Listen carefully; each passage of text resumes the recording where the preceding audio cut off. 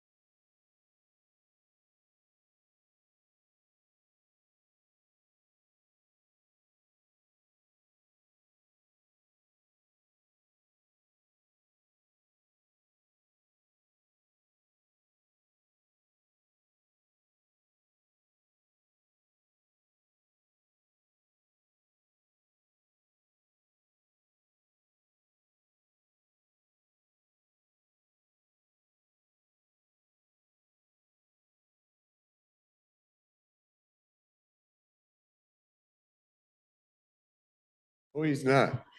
Good morning, everyone. Welcome to the Tuesday meeting of the BOCC. We want to start with the pledge. I pledge allegiance to the flag of the United States of America and to the republic for which it stands, one nation, under God, indivisible, with liberty and justice for all.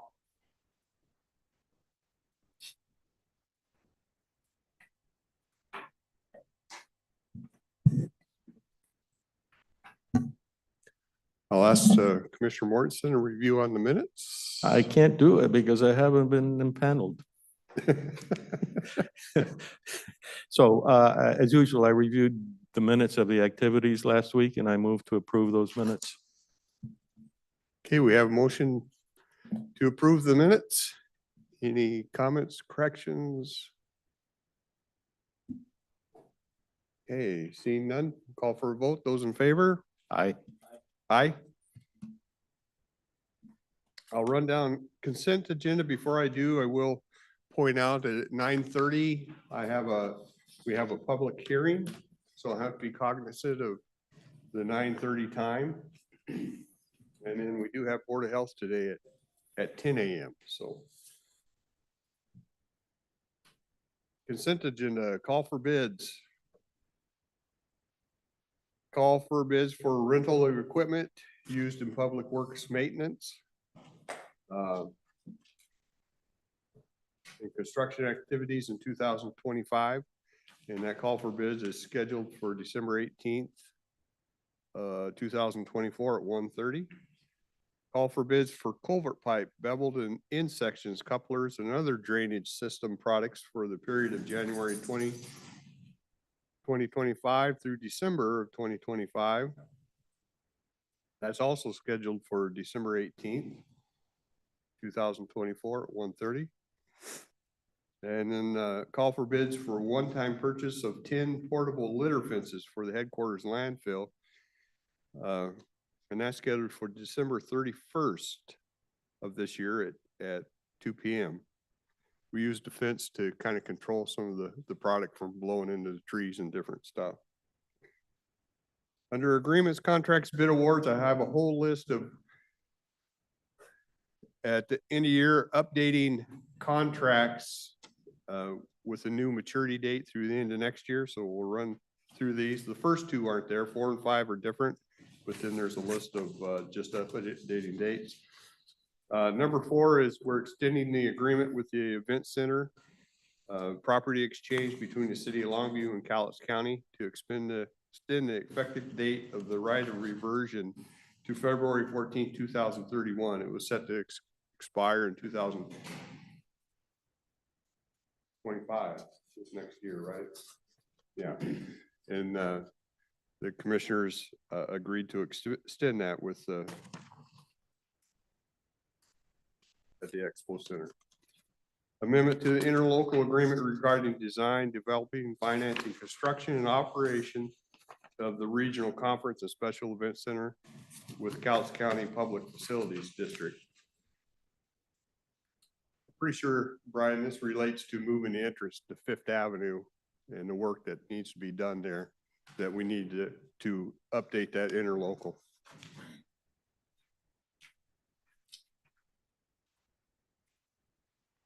Six through 11 are all extension of existing contracts we have with people through updating the dates through the 2025 in most cases. The first one is it's a local agency consulting agreement with Foundation Engineering, moving the expiration date to December 31st, 2025. There's no additional cost on that one. A lot of these I would say all these contracts when we did them, they went out for an RFP or a proposal, and they have a term on them. They're usually 4 or 5 years, and we'll take a look at them each year. If it's going satisfactory, they'll extend them another year. When it gets to the end of that 4 or 5, then there'll be another proposal that'll come on. So a lot of these are somewhere in that range from the initial contract. 7 is a supplement agreement with local agency consulting agreement with the Jacobs Associates, DBA Delve Underground for on-call geotechnical engineering.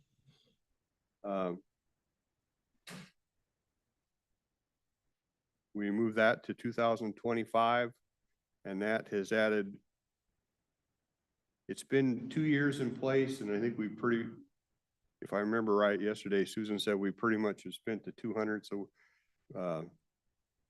we've added 100,000 to that. They kind of work with us on landslides and different things that happen around the county. Number 8, supplemental agreement.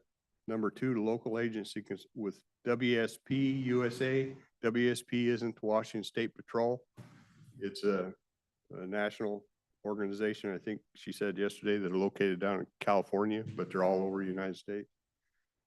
This is on the South Cloverdale Road project to extend the expiration date.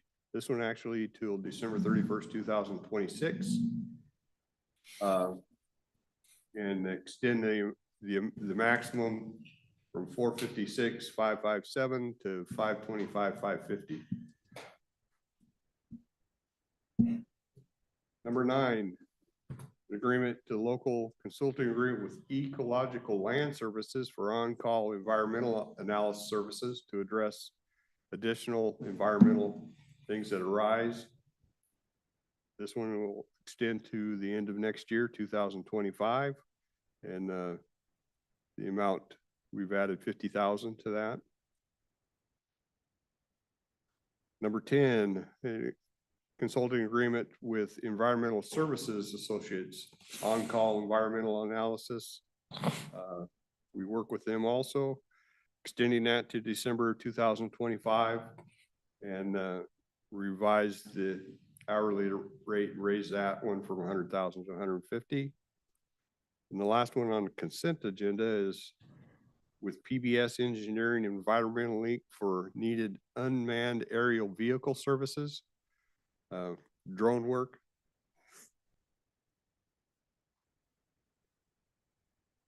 Once again, raising that from 100,000 to 150 for this additional year, and extends it to the end of 2025. Resolution 2025 budget resolution to certified election and flood control zone district. Resolution rescinding number 20-101 and adopting a revised Cowlitz County procurement policy. We had a workshop on that a while back, and basically the state of Washington changed laws, so we had to change the way we kind of procured some of the smaller contract stuff. So we've changed our way of doing that, and that leads to number 14, resolution establishing a small works roster and authorizing the use of small works roster process to award public works contracts. Then a resolution to certify the special district levies and special district levy and budgets. These are for all the districts, the cities, et cetera, that come in. Correspondence.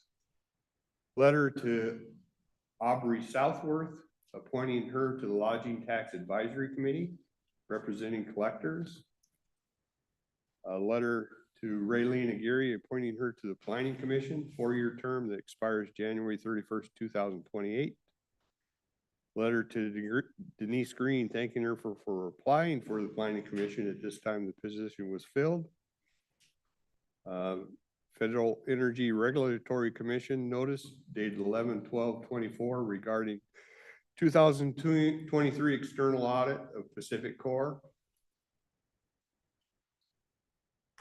And a letter dated 11/12/24 to Jennifer Ray, from Jennifer Ray King, Port of Woodland Executive Director, regarding the formation of a tax increment area to fund a suite of public improvement projects.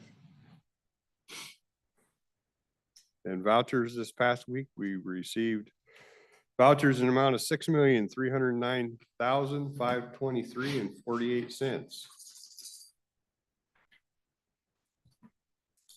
That was a mouthful, but I think that's it.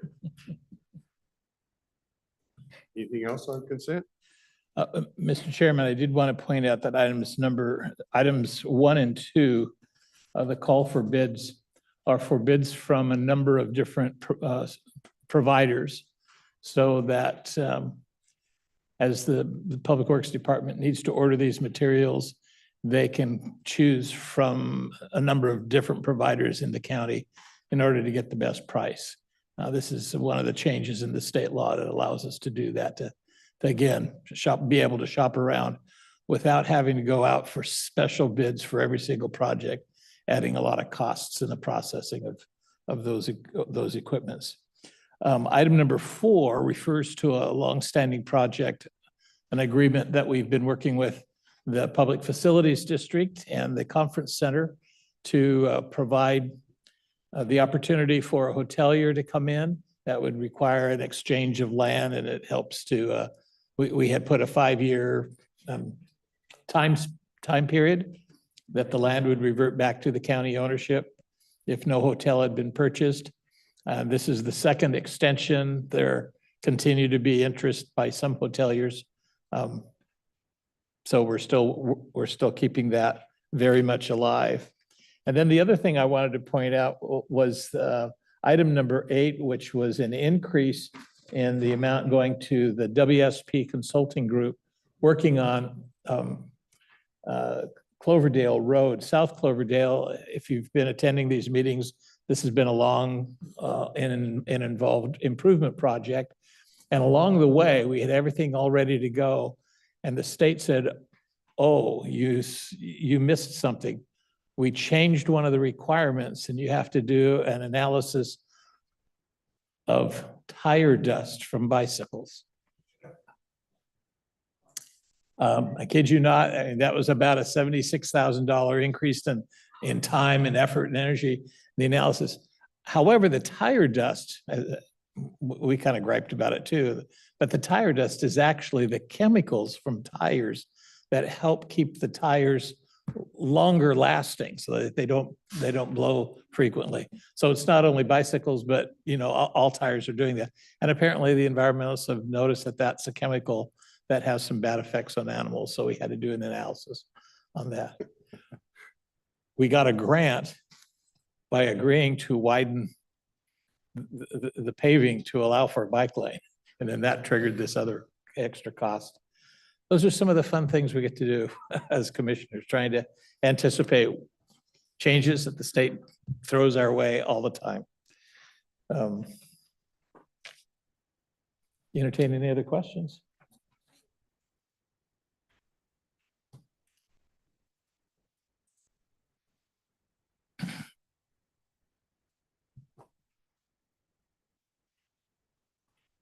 I'm questioning 9, 10, and 11. I used to work for ALS before it became in the old country, the air company that they took over. But anyways, having worked there, and I'm really questioning a $50,000 raise a year. That seems to me a little much. If they can tell us why they feel that increase is justified, then I'd like to hear on all 3 of those, because it seems like So Ecological Land Services, if I understand it correctly, specializes in wetland mitigation and doing the kind of studies whenever we do a road construction project and widen the areas, we have to address any kind of wetlands threats. So typically it's running about $50,000, which isn't a whole lot for, you can look at all the other ones and the other increases. We extended their contract for another year, and it's about $50,000 a year. That's where the $50,000 comes from. okay. Well, my thing is, a lot of times when you have a development or road improvement, the person who's doing the development pays for that anyways. I don't know.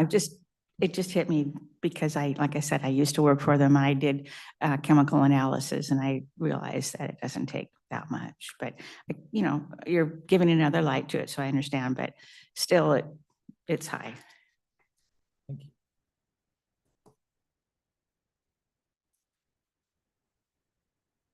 Mr. Chairman, I move that we approve today's consent agenda as prepared by staff. Okay. We have a motion to approve today's consent agenda. Any other questions, comments?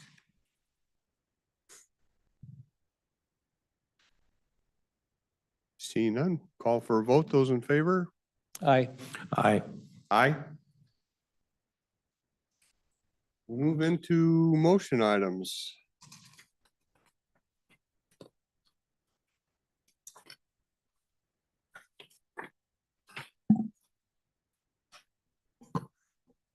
So good morning, Susan Eugenius, County Engineer.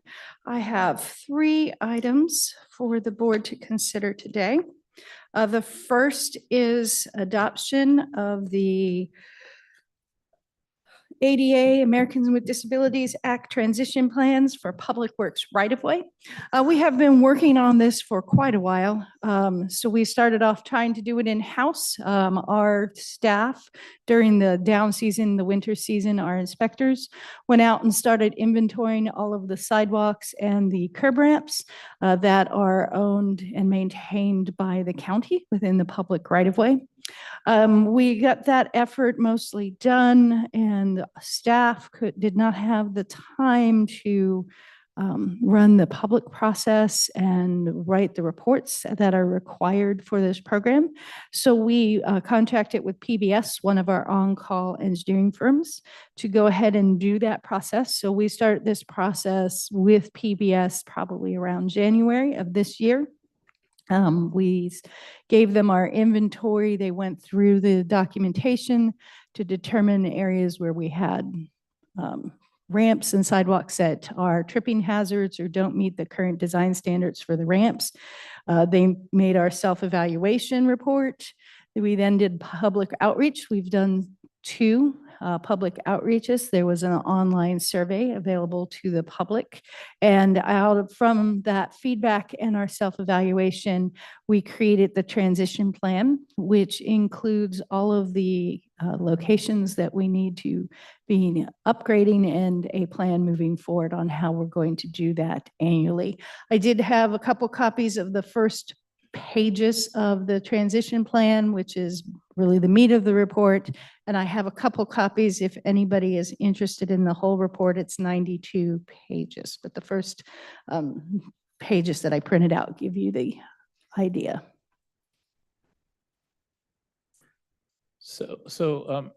Susan, most of the county roads don't have curbs and gutters, so they're not necessarily affected by this. Yes. It's just those urbanized areas that have curbs and gutters that can pose that tripping hazard.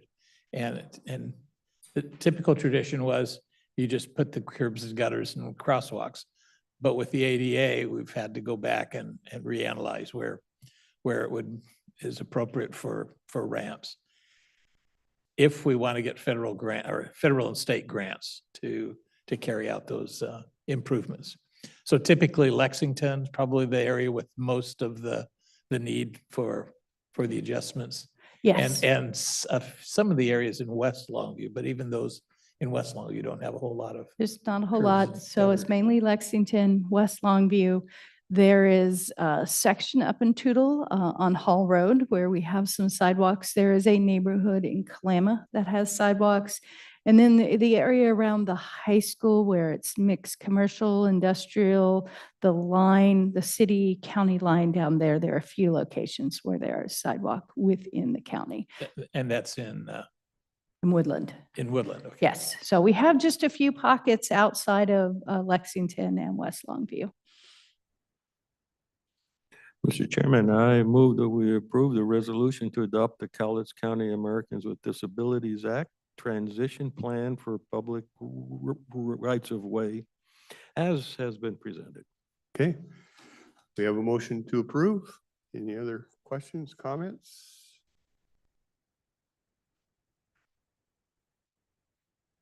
Okay, seeing none, we'll call for a vote. Those in favor? Aye. Aye. Thank you. The next item I have is another supplemental agreement. This is with General Civil Engineering Service with PBS Engineering. The General Civil Engineering Services We use these for emergent projects that we come across through the years. For example, this one, we're also increasing the amount from 500,000, which we have fully obligated to 200,000.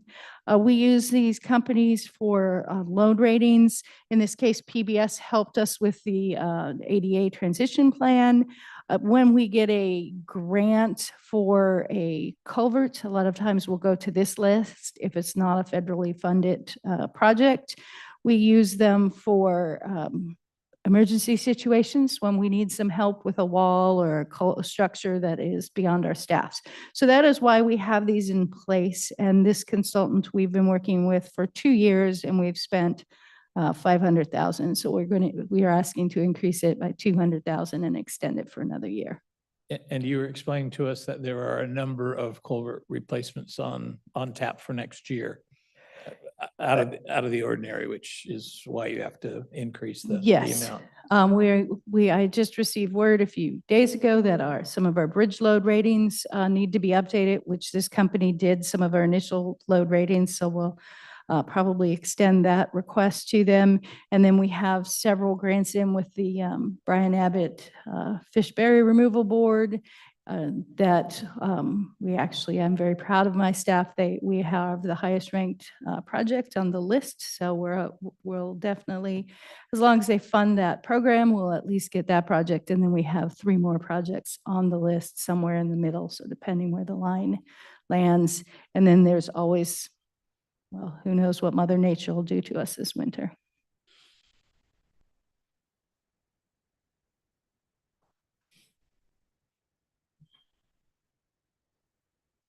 Just a quick question for clarification. You triggered a bullet here, bridge load ratings. You got a notice that you had to do a bridge load upgrading. So number one, who triggers that notice to you? And how is that determined that a bridge needs a load upgrading by some external outfit? So there are legal loads on the roadway, and 4 years ago, due to changes in trucks and specialty vehicles. So we went from the normal axle spacing to you've got one in the front with 3 together. So we had to do, those are different unit truck configurations. Washington State allows a higher load rating than the federal highways do. So federal highways and WashDOT have been in negotiations for the past 2 years over how we needed to express those in our load ratings on the bridges. So when you see those little signs, the load rating for that they hit a certain threshold, this is the rating that we're talking about. So the state and federal highways have finally come to an agreement, and the state is, I don't have how many bridges I'm going to have to rate, go back and relook at them because this was just settled last week, and we were told that 35 of the 39 counties have bridges that they're going to have to go back and relook at. And I know one of the counties that doesn't have a bridge is Island County because they have no bridges. So probability is high that we're going to have at least one, if not more bridges we'll have to look at. So we observe that the vehicles, the trucks have extra axles, spread axles. They've also, that should have mitigated some of the load rating, at least also with the spread of over more axles, more wheels, more tires, and the spread of loads. So, and it's actually not, we don't end up doing any work when we do these ratings if we don't have to put a sign saying that this particular truck configuration is restricted on the bridge. And then it'll just require them to get a permit from Public Works to run certain type of loads across it. Okay, thank you.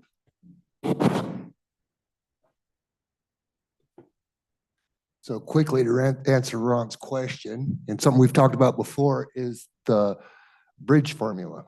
That's what truck drivers use on that. It's a mathematical formula for the weight of each axle. Now, as you're a truck driver, you got to be able to weigh each individual axle, and you can't. That's the dilemma for the truck driver. Believe me, I got a stack of tickets like this because one axle's out of whack. So there is a formula for this. This is the formula they're referring to, I believe. If you haven't heard of it, that's That's So- where you get the little sign. Yeah, it's a whole mathematical calculation based on the bridge design and where the stresses are. And Yes. so normal loads on your regular axles is 80,000. Oregon with the extra axles on there, their maximum load you can carry is 102,000. This is without a permit. Washington has 105.5 is the limit, and that is hugely heavy. But I can tell you, you can go over some of these bridges at 150,000 and still make it, as long as you stay on the gas. I didn't say that.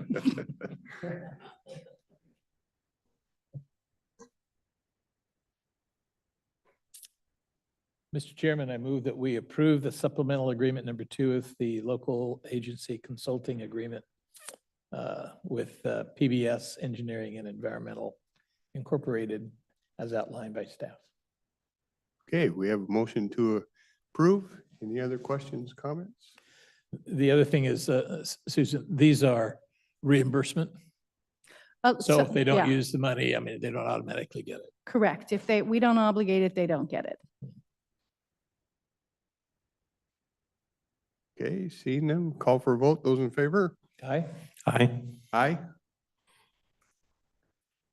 Thank you. And the last one for today, I do have more of these coming with different consultants, is the supplement number 2 with General Civil Engineering Services with Parametrics, Inc.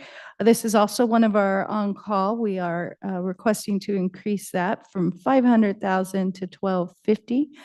They are maxed out on their current reimbursement, and the reason we are requesting $750,000 is because they are the consultant that we've selected to do one of our fish culverts that is funded through Brian Abbott, and this will give them enough money to do the design. This is the culvert on North Global Creek. It crosses North Global Creek, so it's Global Creek Loop Road. That one's always a mouthful for me, out in Rose Valley.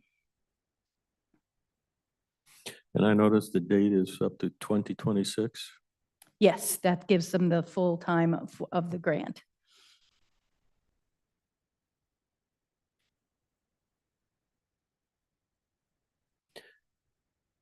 This isn't just exclusively for this project. It could be any project, but just this project alone is how you come up with the estimate. Yes, this project alone with leaving a little extra in there for other items. That's how we came up with such a big increase versus the others that we've increased. No. So I take it this is not just a culvert replacement, but it's a rebuilding of a bridge in the stream bed, an open stream bed to Yes. to facilitate the passage.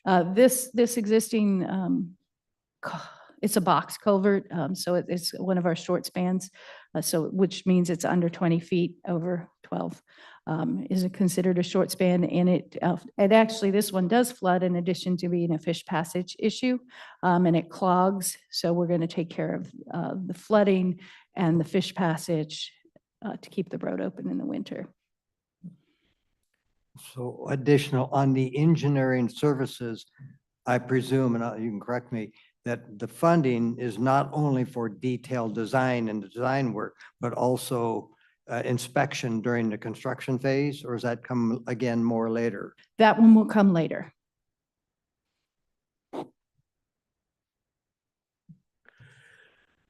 Mr. Chairman, I move to approve the supplemental agreement number 2 as has been discussed by staff. Okay, we have a motion to approve. Any other questions, comments?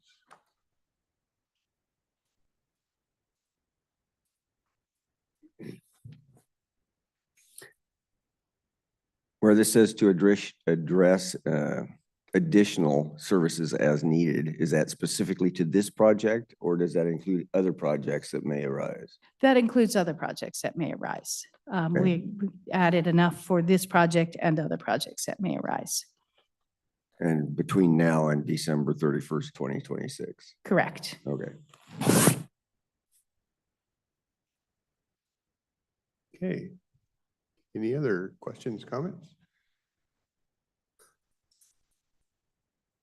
Okay, seeing none, we'll call for a vote. Those in favor? Aye. Aye. Aye. Thank you, Susan. Thank you. we timed it about, right, we're right about 9:30, so we'll head into the public hearing.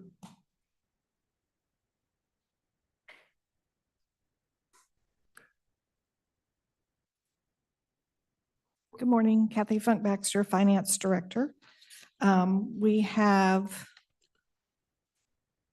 an agenda item for the general fund property tax levy. And the recommendation is the county will increase the regular property tax levy $0, 0%, for a tax levy before new construction and increase in state value, state assessed property value, and increase in re-levy of any refunds in the amount of $20,428,372. So that's for the general fund. Okay, Then we also have the recommendation for the property tax levy for the county roads fund. And that is an increase of $406,608, which represents a 2.98937% increase based upon the banked capacity from previous years, and a 0% increase for the current year's limitation. So for a total of $14,008,389.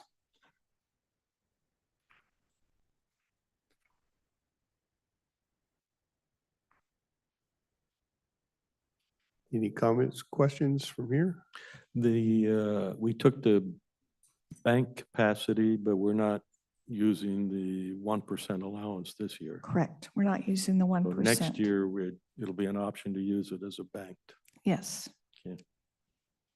And then I also, just for your information, went back and looked at when we have the levy assessment for the general fund, part of that, those funds are earmarked for health services, human services, mental health.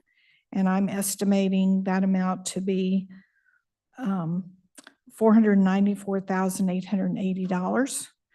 And then there's also a earmarked fund for state veterans relief. And I'm estimating that amount to be $222,696.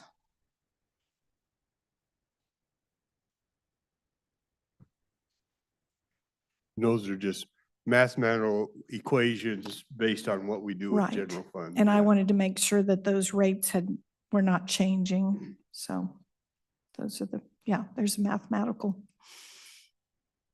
So the growth in property taxes is for next year will be based on the increased, on the new construction that's added to the tax rolls. Correct.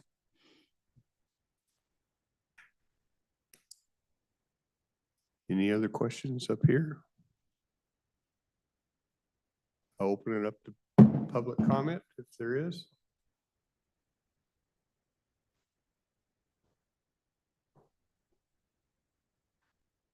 Okay.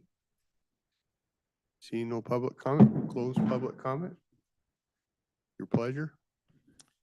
Mr. Chairman, I move that we approve the resolution and levy certifications for our county general fund, the mental health services, veterans relief services, and our road fund. That will be sufficient to provide the needs for the county without fully levying the 1% allowed under state law. Okay, we have a motion to approve.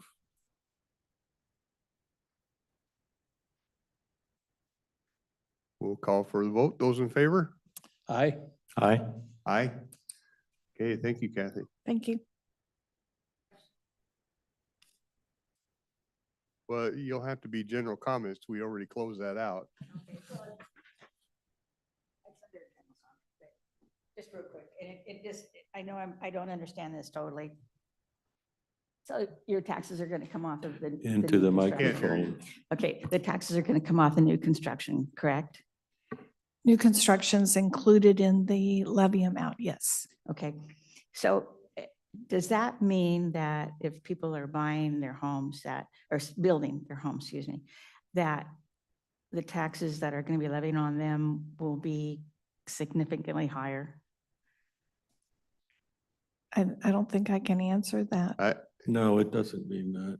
It doesn't, It doesn't, okay. theirs won't be higher than anybody else with the same value home. What happens is the value of their home changes as it's built. Exactly. So then their taxes change. Exactly. And the Yeah. thing is, if a house is built, then, they have the formula to tell you how much it costs. Well, that formula can change. And therefore, the other homes in the community do go up. And yeah, I've gone through this. Our house has risen considerably since the new homes around us have been built. And so it means an increase. It just doesn't say it. Do you know what I'm saying? I think the right way to look at this, or a useful way to look at it, is if we collect $100 in property tax before the new construction, and then there's another new construction, we can exceed bringing in the $100. Maybe it'll be $102 based on taxing the new construction at the same rate as any of the other property in that class. So it just lifts the ceiling of how much money we can bring in. So we've been told that the state law is fairly strict, that the assessments are based on the fair market value. So they're constantly monitoring what people buy and sell the houses for. And so that's one figure that you get when they tell you that your assessment has gone up. Kathy mentioned two very specific dollar amounts, one for the general fund and one for the road tax. It doesn't matter what the assessed valuation changes. We can only collect the amount that we've established, that we just adopted. Right. Okay. That's the Okay. levy. So it's just divided differently as people's valuations Okay, go up and down. Thank you, because since we've purchased our home years ago and built our home, we've had other homes built. And I've gone through this where all of a sudden our property value, our house value has gone up because of what the term is comparable value.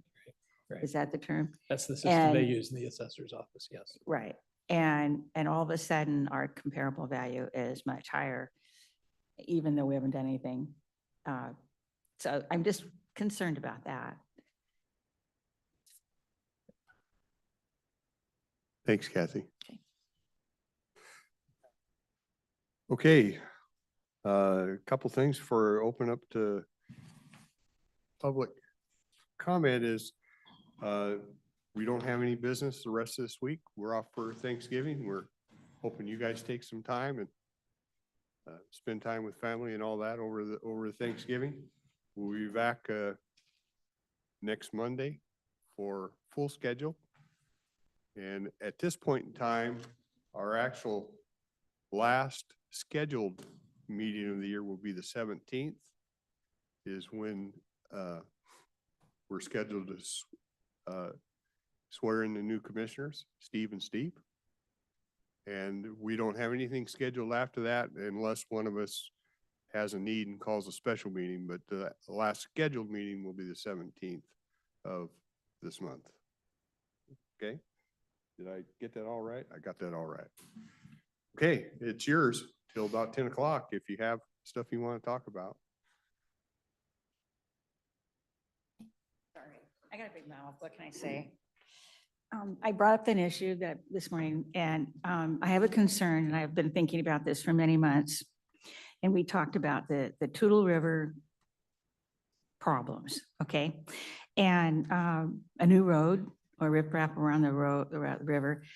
I feel that this project is a money pit, huge money pit. And I'm concerned that the county is going to get in and lose a lot of money in either way that they have already proposed to do. I think we need to look at it again and find another solution. I know that there's one out there. And again, hold in your mind that you're doing it for, is it 2 homes or 3 homes? And a gun club. For residences and, Residents. and the shooting gun Right. range. So would it be cheaper just to buy them out or move the gun club? Because you're going to spend millions to do what you, the 2 things that you've proposed to do, which to me doesn't sound logical.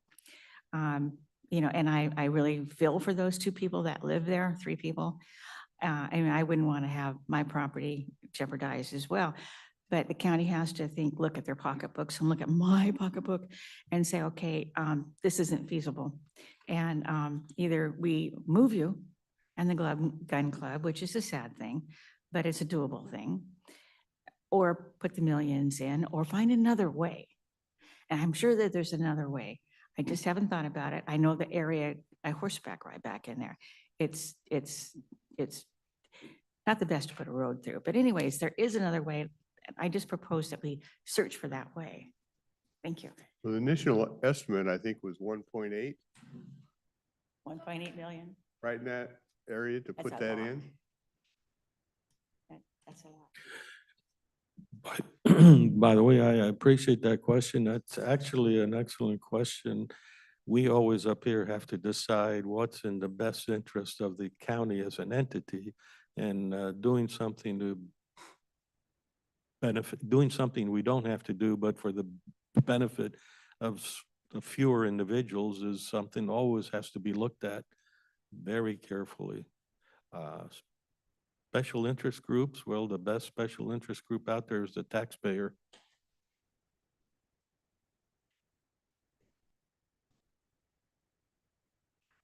Hi there. I'd like to learn a little bit more about Resolution 14, about the small works roster for the small businesses. How is that going to look? And is there someone I can talk to as to what the setup on that would be? Sean?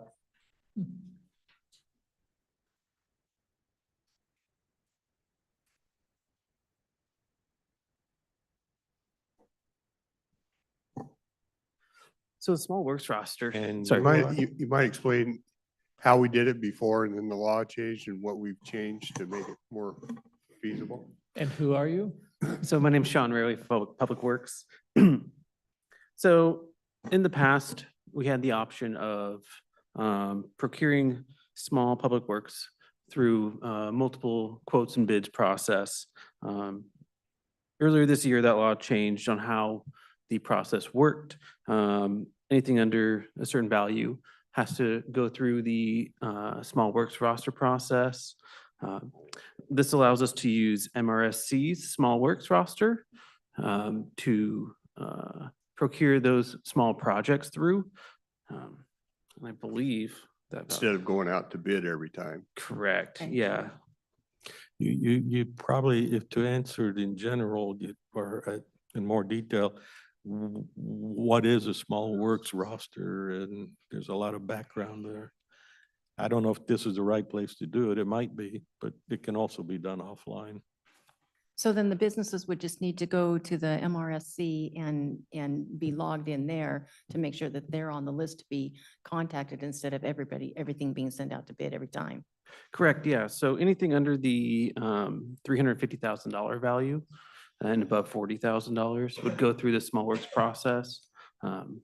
When a project's put on there, it's sent to everyone on the list within the state, Okay. and they have the opportunity to bid on that project. Awesome. So our small businesses, they just need to make sure that they're in there if they want the jobs. 100%. Great, thank you. Thank you, Sean. Thank you. Anything else? Okay. If nothing else, remember it, we will adjourn this one, but at 10 o'clock, Board of Health fires up. So we will. So in this case, we close out the morning session Right. completely, Right. because we often forget we Yeah, interrupt. and that's the thing. I've held it before and then afterwards, we always forget. So, Yeah. if not,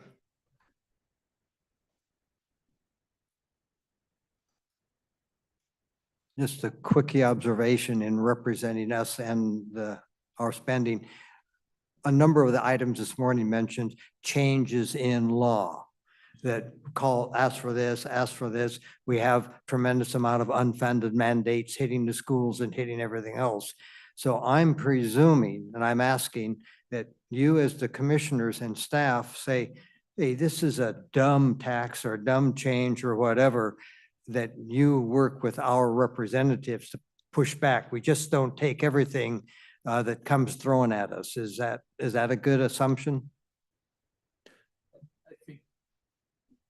My impression is we're in regular contact with our legislators, the Yeah. SIPs, and we have those conversations all the time. It's a good assumption. Yeah. And It's a good and they assumption. agree with us that a lot of these rules are terrible. Okay, so the rest of that assumption says, we are your advocates. When there's something dumb coming, just don't take it. Let us know so we can also speak up with our representatives. Thank you. Thanks. Okay. Anything else? Okay, thank you for attending. Enjoy your Thanksgiving with family, I presume. We will adjourn, and then at 10 o'clock, Board of Health will fire up.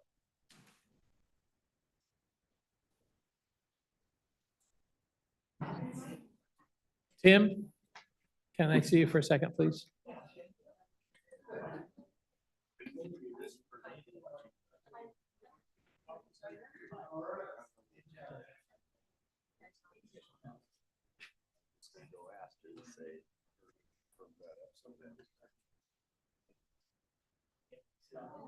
No, if there's no need.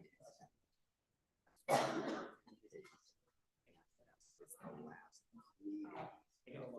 there's a workshop after that.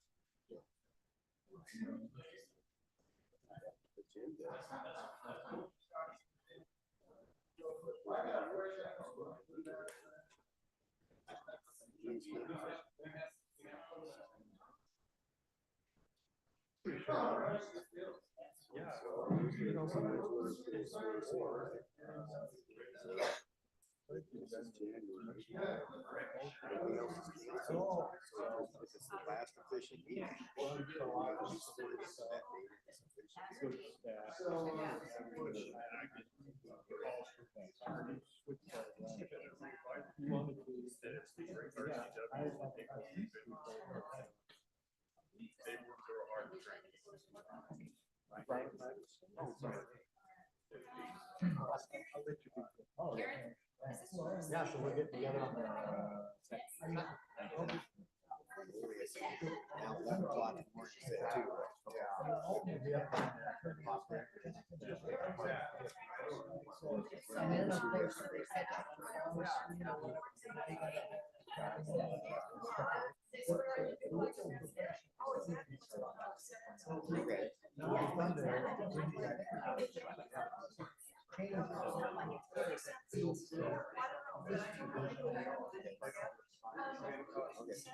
I've been involved. And so. I always drive by.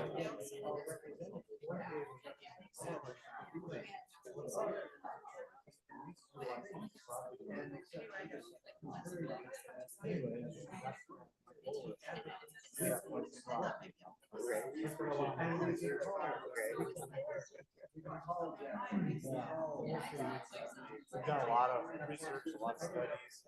This is our second master plan, actually. We did one. Okay. So we did 3 feasibility studies, one on sports, one on hotel, one on pleasant. So I think we have a pretty good footing now. So now it's just a matter of being able to build the vision and go out to the community and tell the story. Okay. It'll be fun. So this master plan was dated as of Last year, okay. And trying to get a hotel, it's like a chicken and egg scenario. Because the master plan shows this building a 50,000, 40,000 square foot close area on the west side of the summer. We would get it, the ability to multi-use, so it could have a big conference, or it could have more basketball courts, or, whatever. And the thing is that we tell you this is very interesting project, so we see a real future in it. But how do we know that's gonna get built? Right. So now they're kind of holding back. Sure. And then the higher interest really killed us too. So, the money really dried up with the hotel. It was at 2%. Really well. Hopefully the new administration will get our interest back down to some number 3.5 or 4. We'll welcome on board. It's like drinking from a fire. Yeah. How long were you? 6 years. Okay. And when who was on it? Joe Hill was the chair when I got there, and now Richmond, and then when Joe Hill retired, Oh, I remember Dale. That was Dale's. Yeah. Really nice. I got to know his mother-in-law. When I would volunteer a lot, build things, I built the softball, soccer buildings, and stuff. And that was where I got to know that's where I got to know Gail. Because Gail was he worked at Five Rose. He was a powerhouse. Powerhouse guy.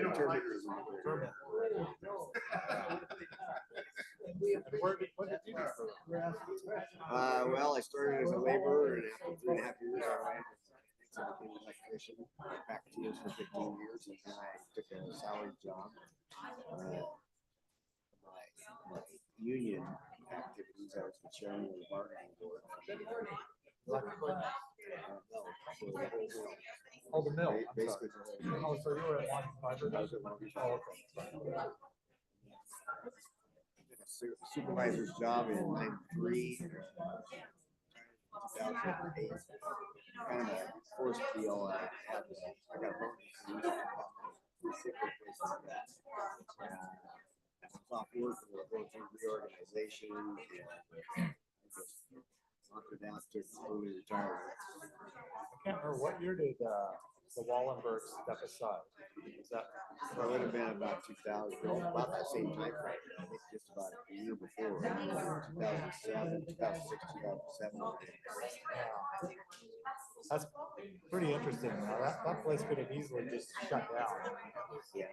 It was close to that.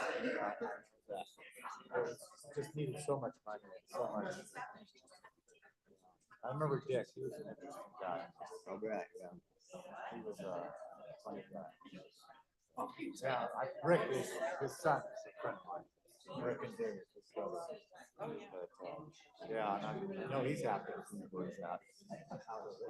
Yeah, I don't doubt that. I became the millstone around Dick Wallenberg's neck, I think. When at that period of time, going through the public power supply system crisis, Right. and I ended up being the chairman of the high rate ratepayers of Cowlitz County. Oh. And then people were trying to get me to run for PUD commission. All that field was doing. But I made an agreement with the group to go and ask the mill what their position would be if I ran. And at that time, I was an hourly two-pack electrician. Their answer to me was, well, you can have any job you want. You could be a PUD commissioner, or you could be an electrician. Which was pretty clear that I could be one or the other, but not both, right? But when I ended up running for PUD commissioner, once I said I was going to do that, the mill publicly took a position that if I won the race, I was fired. Oh God, they gave me more publicity than I could ever face. Wow. They just Because probably one of my best friends from childhood, from memory, Mark McCready, he was a PUD commissioner at worker. But I remember him. I don't know if there was any rub like that at that time. No, because he was salaried. He was after I was. Salaried at the time. It was okay to be a public official if you were salaried or an executive manager. If you were an hourly employee, that was taboo. And so I kind of broke that ice. And Dick Wallenberg, it was actually a good story. It goes along with Dick Wallenberg and Ted Matt had a screaming and yelling match in the Rainier Bank parking lot just before the election because Ted Matt endorsed him. And apparently that was a hell of a bone of confrontation that took place between the two of them. And they were good friends up until that point. Ted was strong-willed. That's what killed him. So, yeah, I got him into helicopters. And I regret I ever did it. I've been a helicopter pilot since I was 20. And he had been a bonanza pilot since for 20 years. So he just knew everything about aviation. I told him not to buy this Auto Hughes. It's a Hughes P. It's a helicopter 269. Yeah. On his way back from the beach, shouldn't have never came back that day. It's about dark. Very decent squall laying over Bradford Park. This tree killed me. Yeah. It took us 6 weeks to find it. Yep, I remember. Oh, yeah. So, which kind of ended, that's how we ended up in, so when Diane found him, Diane's kids wanted me to take him to the grad site, so my wife went to go. That was the worst mistake I ever made, because my wife was just fired. After that, nothing's going on. Yeah, it's just like sad. I told Maria, I said, don't let this mistake. This is headstrong. Because that's really it. Man, you gotta know when to fly on this. Right. No different. Yep. Well, it's neat though. And what got you to, I know you were testing. What got you to run? A lot of people already, several people tried to get me to run 4 years ago. And I hadn't really attended that many meetings and have enough background in my life.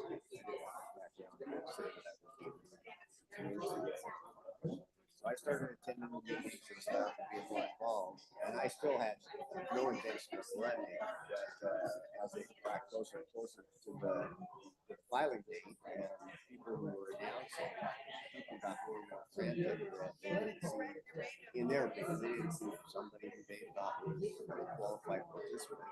People who, some of them were coming to the meetings here, but they weren't actually participating. So I was very conflicted over it. I mean, it was like, I don't know, 100-pound back on my back. I finally just literally sat down and prayed about it. And once I said yes, I was going to run, it was like I took 100-pound back off my back. I felt good about it. I felt I could do the job. My background, PUD commissioner, electrician, supervisor, union representative.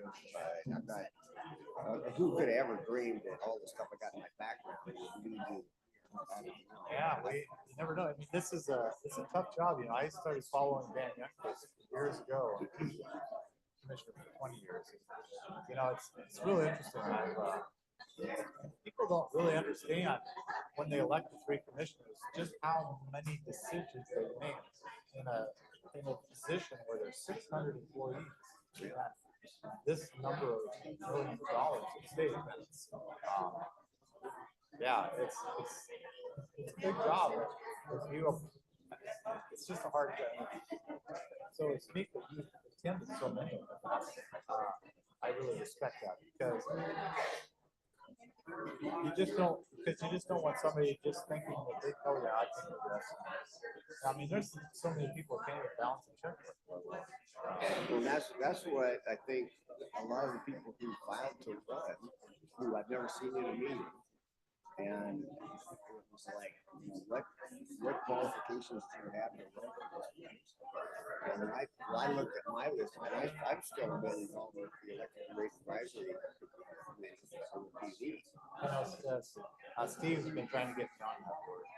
Not Steve, the guy who's the general manager before Gary. Oh, Jim, was it, He lives in Kalama now. Jeez. I hated him. I can see his face, I can't see his name. Well, anyway.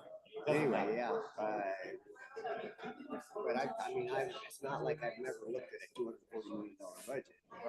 And had discussions and sometimes in detail, but generally speaking, that advisory committee basically looks at overall numbers, just to try to figure out how to apply it to the PUD. Each give them their opinion about what should happen with rates or take it out of the surplus funds they got or how to balance all that stuff out. So it's not like I'm unfamiliar with any of those things. I've had some pretty in-depth discussions with Arn because I've been across the street doing and I enjoy working with people. I just have had I guess I got that from my dad. He ran the Cowlitz lumber company. And so I started working with them. Oh, that's cool. How are you related to Lindy Gordon? All right, we're gonna start.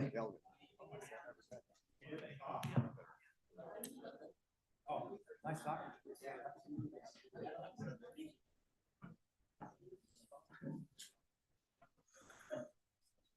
Okay, good morning. This is the Board of Health meeting. We're gonna call this to order at 10:01. Thank you for coming. One of my goals becoming a member of the Board of Health has always been to get the truth out. People want good advice based in science, not lies, not vaccines or gene therapies that may not be needed or could possibly do more harm than good. In our neighboring state of Idaho, the Board of Health has actually banned the COVID vaccines. They've completely removed it from the shelves. By the way, that's not my desire, but it does raise concern. Most of Europe and several states in the United States have laws that ban fluoride chemicals from being added to water, to drinking water. The Longview City Council has been discussing the same. Since the pandemic, the public has justifiably lost a lot of trust in our public health systems and is questioning the government's actions and intentions. In January, this coming January, we'll have 2 new Board of Health members, 2 new commissioners that will be joining us. And with the overwhelming results of the recent election, both in Cowlitz County and in the United States as a nation, there's a clear mandate from the people now to make America healthy again. My hope is that this board can help. And with that, I'm going to move on to our first order, which is old business, which is to review the minutes from the last meeting. I'd entertain a motion to accept them. Did everybody receive them? And somebody would like to make a motion to accept the minutes? I move to approve the minutes from last meeting. Thank you. Motion on the floor to accept the meeting minutes from from October 29th. All in favor, say aye. Aye. Aye. Any opposed? Motion carries. Okay. Second item, the bylaws we passed, we amended at the last meeting have now gone into effect. I just wanted to make sure everybody knows that the new bylaws are now in effect. And I believe are they posted, the new ones? Well, they could be, they hopefully will be posted later. But they're now in effect. So just getting it off my list since we passed it. Okay, the next item would be, we discussed a couple times now, the school garden project. So is Gina here? Yeah, hi Gina. Well, welcome Gina to be here, and Ian, okay, you're good. Ian has been working on a school garden. Well, he's had a school garden project for a number of years, and the last meeting the Board of Health asked that Ian met with Gina, and they have come up with a proposal. Hi, good morning, Gina James, Health and Human Services. With me is Ian Thompson, is Operations Coordinator and Founder for the School Gardens. From last meeting, we were asked to kind of work together and put together just a short proposal. We'd been talking about the school gardens and potentially allocating some funding to support some of their activities. So Ian and I met and he put together this proposal. I believe it was sent out to the Board of Health members ahead of time. There are some extra copies here if folks in the audience would like to take a look. Thanks, Tim.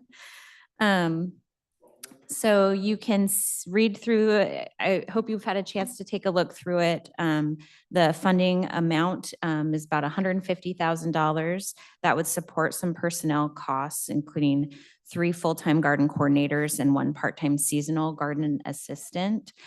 And there's a quite extensive list of the activities that those positions would help to do, including recruiting and managing the 300 to 500 volunteers that make the school gardens possible, including all of the activities they do with youth. So I'm gonna see if Ian wants to add anything else to this, and then we're here for questions. Thank you so much. I don't think I have anything to add right now, but looking forward to questions or anything that I can clarify.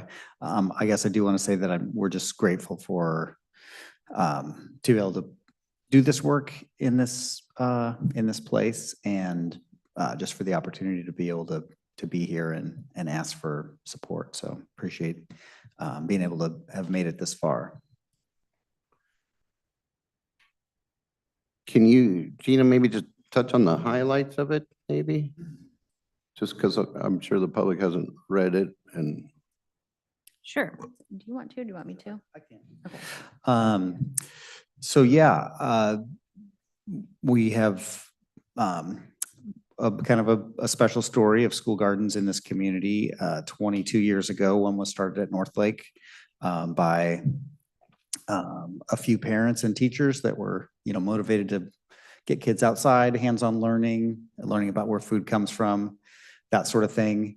And what they ran into is what school gardens run into all over the nation, and I'm assuming the world. Well, maybe not, but anyways, that group of parents and volunteers and teachers that started it, they're not able to maintain it because the parents move on, the teachers retire or whatever. And so every district that we've talked to has the story of some people were really excited, they started a garden, but there was no way to really sustain it.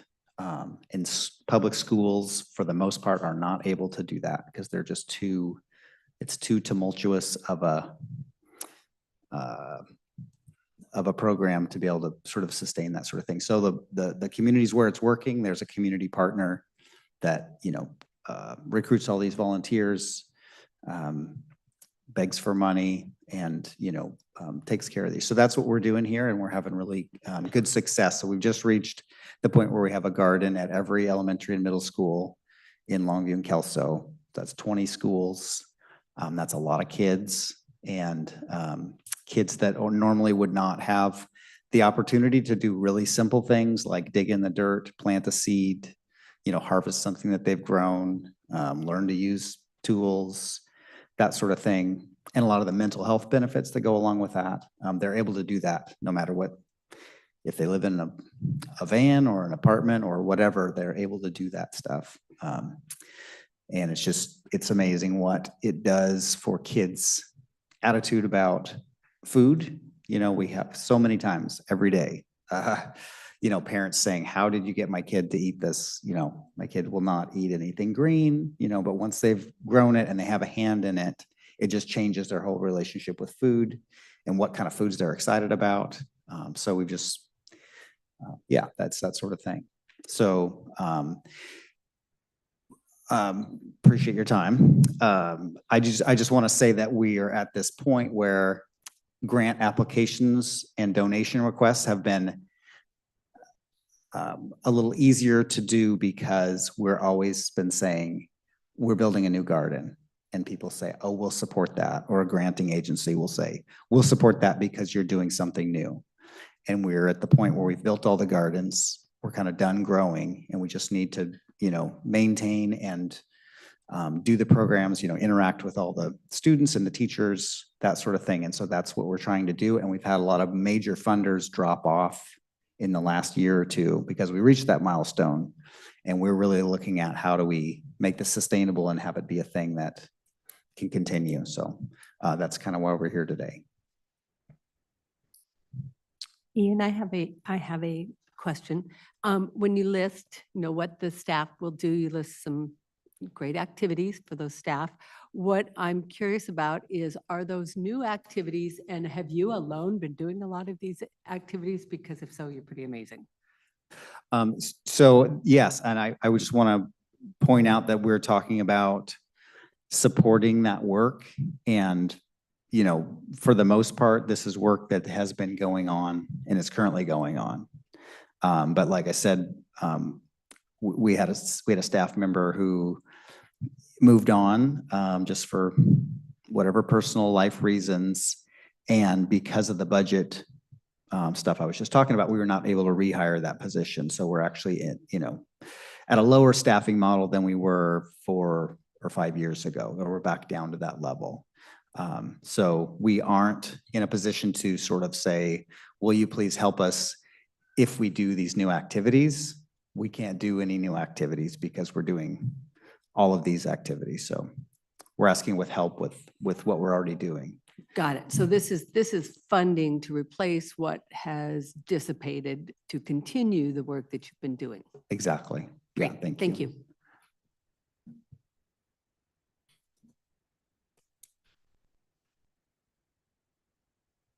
Ian, one of the great things about the program, from my perspective as a retired teacher, is the tremendous impact that you're able to provide school kids, as evidenced by the enthusiasm during the harvest celebrations that you sponsor at the various schools. And it's pretty amazing to realize, first of all, that we do have kids who live at home in a culture that doesn't associate growing things with the food that they eat.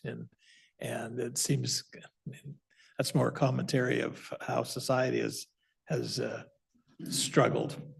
And you add a pretty important element to that. The county does do some nutrition programs through WSU Extension. Are you able to dovetail at all with the WSU Extension programs with nutrition? I think the audiences are a little bit different, but I haven't heard if you've been involved with Extension. We have had a partnership with mostly Master Gardeners, but the Extension over the years. I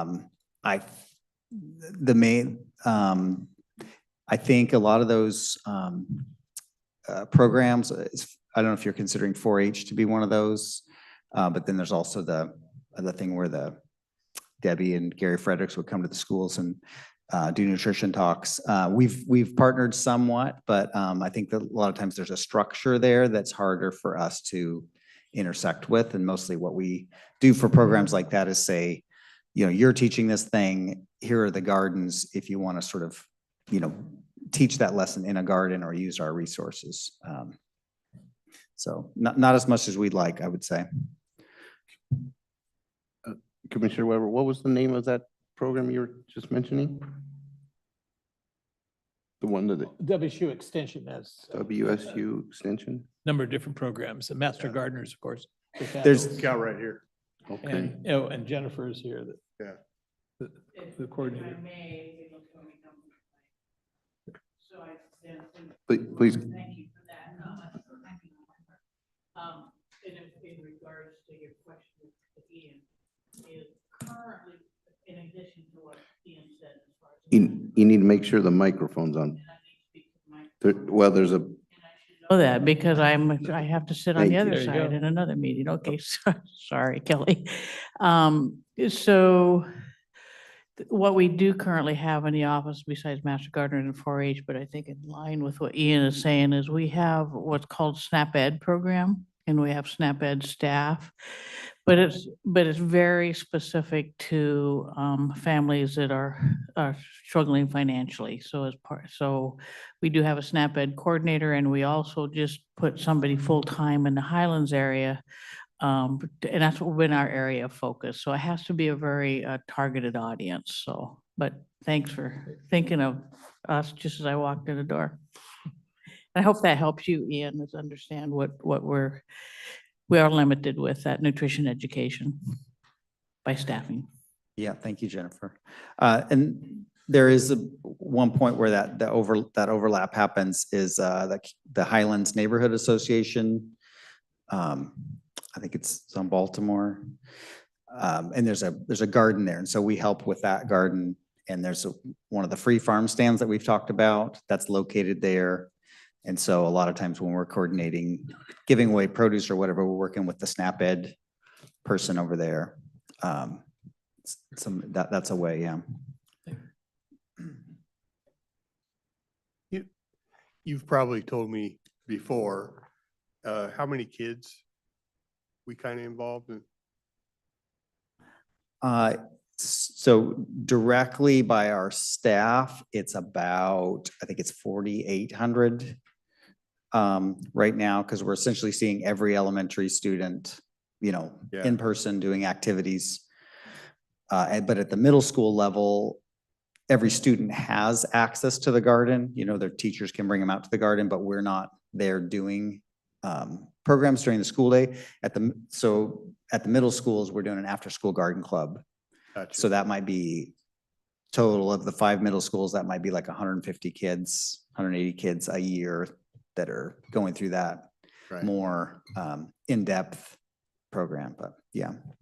And just so it's clear with more directed at Gina, this is all suggested that this comes out of this foundational funds that we get from the state of Washington. Yes, the Foundational Public Health Services. Yeah, and funding. I think we have to be, I'm making an assumption that we need to be prepared because it's covering wages and it's covering bodies, that this is probably going to be looked at on a yearly basis. Because I don't see this program generating revenues to cover this, right? At the last meeting, we discussed making it a possible pilot program. And a pilot program, from what I understood, would be could be renewed, but not necessarily renewed every year. Yeah, but if you want to renew it, it's going to have to come out of this fund. I mean, we just need to be comfortable with that if that's what you want to do. Just being upfront. Yeah.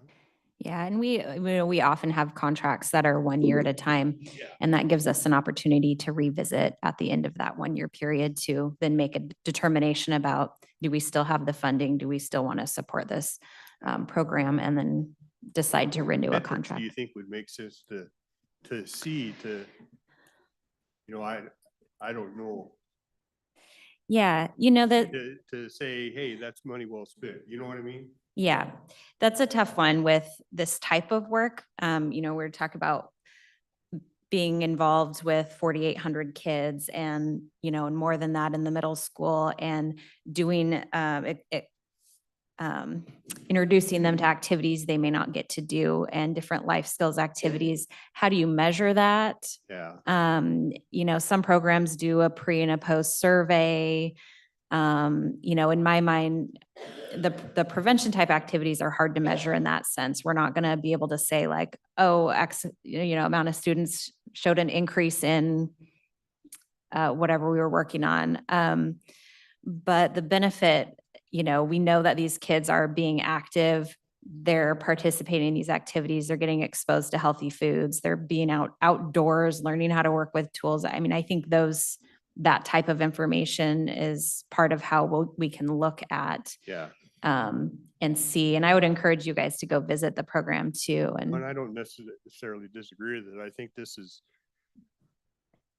just to be frank, this is a lot better than some of the garbage they're teaching in schools.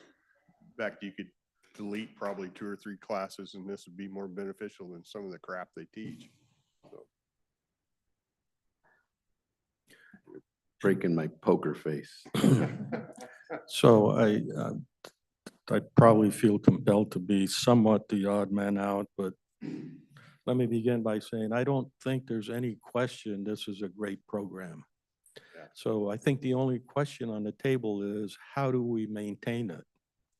And this has the recipe, the proposal has a recipe that I've seen time and again for how you take something that was driven by the spirits and efforts of a few individuals,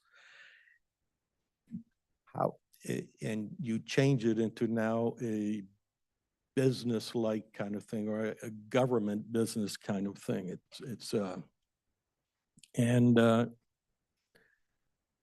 This for me is a problem. I think we will destroy it. Now, most of us have had children, and we've helped coach soccer or volleyball, and we've grown up with them, but with those programs, but we go away after the kids graduate and all that. I think the only way this kind of program can be maintained is by passing the baton off. You know, Ian's work tremendously improved the concept, but we need a succession that doesn't include iffy funding. And iffy funding itself always causes a problem because it leads to decisions like I tried to do something with the airport, and ESD 112 came in, and immediately DEI was right at the forefront. And as soon as you start to take funds from the government, you've got issues where they want control over you. I thought that the chairman had expressed a very useful thought where we would be willing, we in that case was the Board of County Commissioners, to support, let me call it infrastructure, far sooner than we would try to support an organization. This is, again, very typical of you have a nice organization, it's able to maintain itself, even though it takes a pound of flesh out of everybody, but that's where excellence arises from. Too much, I see, people don't think of things other than, oh, for an hour, I'm going to get so many dollars. And I've never been that kind of employee, but that's the trend we have now. I don't want to destroy that, that effort that you put out. Things to think about might be succession plans. How do you get new parents in? How do you get something going there? Apparently, mom and dads are always happy to help, or are they? I don't know. But in fact, we can't successfully make up for parents who are not interested. Going back to the metrics, the question of the metrics, I have no idea how you go about that. Dealing with young people and is a reality that it takes a long time to see the fruits of that effort.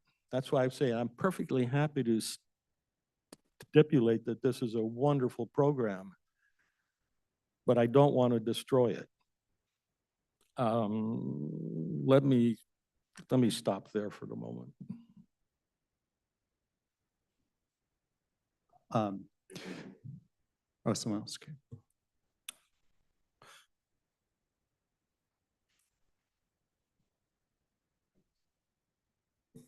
I have several questions. Is it correct that basically so far it's all been volunteers? This is the first time you're looking at having paid employees? No, so it started as a volunteer. When the first garden was done, that was just volunteers. That was, 22 years ago. And then when we started a couple more gardens, that was volunteers, but that, what we saw was this is too much. We got to do something. So we started a nonprofit and we came under Pathways 2020, if anybody remembers those folks and the good work Paul Yeomans used to. So for me personally, I was self-employed building contractor and I was able to get a small stipend to start to do, 10 or 20 hours a week to work towards this. And then in like 2012, we got in with the AmeriCorps program. We had AmeriCorps people. And then anyway, so we've built up. So this is our current, you're looking at our current staffing level and it is less than sufficient to do the work. So we're really scrambling. People are really struggling to do all this work with the few people that we have. So yeah, this is current. So it hasn't been all volunteer for a long time, but the thing about volunteers is that you can't coordinate and manage volunteers with volunteers. You have to have like the stable people that are paid to show up to manage the volunteers. Anyways, I hope that's helpful. So right now, it looks like you're trying to recruit, train, and manage 300 to 500 volunteers. How many volunteers do you have right now? This is all current. So that's what's happening right now. So we're not, and I just want to say that I know that an attractive appeal is if you give us this money, we will do these new things and we'll serve this many more kids and we'll have this many more volunteers. And we're at a point where we're trying to figure out how do we actually survive and sustain this thing. And so yeah, that's our current, that's what we're doing currently. So that's how many volunteers we have right now. Well, I would have to agree that this sounds like an absolutely marvelous, wonderful, functioning, working program. However, I would also ask the question is there a point in time that it grows too big? Because if you're at 160,000 square feet of growing space and you're lacking for volunteers and people to manage it, what size is it too big and out of control? Maybe, and I see you're going to try and recruit this into the curriculum and school life. Wouldn't this be better managed at the school rather than a separate organization? By school districts? Yes. What we have found is that is just not realistic, and not just what we found, but there's whole organizations out there that just think about school gardens. And so we're able to learn from people trying to do this all over the place. And I mean, there are a few like really affluent schools that are able to pull it off, or in a district. Like right now, if we had just sort of let it go to the schools, and even Northlake, which is sort of the flagship, we've been through 5 principals there. And if we had just left it to the school, it would have been bulldozed. So what we'll see is that like if we were to drop away, some of the schools would keep it, but it probably wouldn't be St. Helens and Wallace, the high poverty schools probably would not. So we're kind of trying to be the stopgap for that, so that it doesn't matter whether they have a functioning PTO or whether the parents have the wherewithal to show up or whatever. Like this is just something that every kid gets because they should. But anyways, no, we're trying to increase the partnership of the school districts. But like right now, the budget, like what the school puts into our budget is less than 5% of our budget from actual districts. So Longview puts in $1,000 per school per year. And Kelso, their public schools foundation is putting in half. They just started putting in $500 per school per year. So I guess, do you have a feel for at what point is this program too big? Right. And I will actually a nod to that. When we named the organization in 2010, we named it Lower Columbia School Gardens because at that point we thought that our mission was to build gardens, and we were really good at that, and it's not that hard, and it's easy to get donations. And so we were thinking Castle Rock, Rainier, Woodland, and what we learned is that, the scope of what just Longview and Kelso, that's a lot to manage. And I will say we have probably grown too fast and bitten off a little too much, just because, a school says, will you please help us build a garden? And it's just been really hard to say no. And so we've just like pushed and stretched and pushed and stretched. And also, I think we didn't see this sort of budget turn coming. We sort of were seeing this sort of trajectory, like slowly, we were growing, our budget was growing, and we were able to add a few more gardens and add another staff, and it was working out. And what we are learning is that appetite for giving to something, by a lot of granting agencies, they're saying, what new thing are you going to do? And so anyways, I think if we were to grow we've reached our cap basically. Like this was our goal with the building of the new garden at the new school in Lexington. That's our cap, is just these 20 schools. And it's a lot. And if we talk to other districts and we have people coming to Longview and Kelso, to say, wow, how are you guys doing this?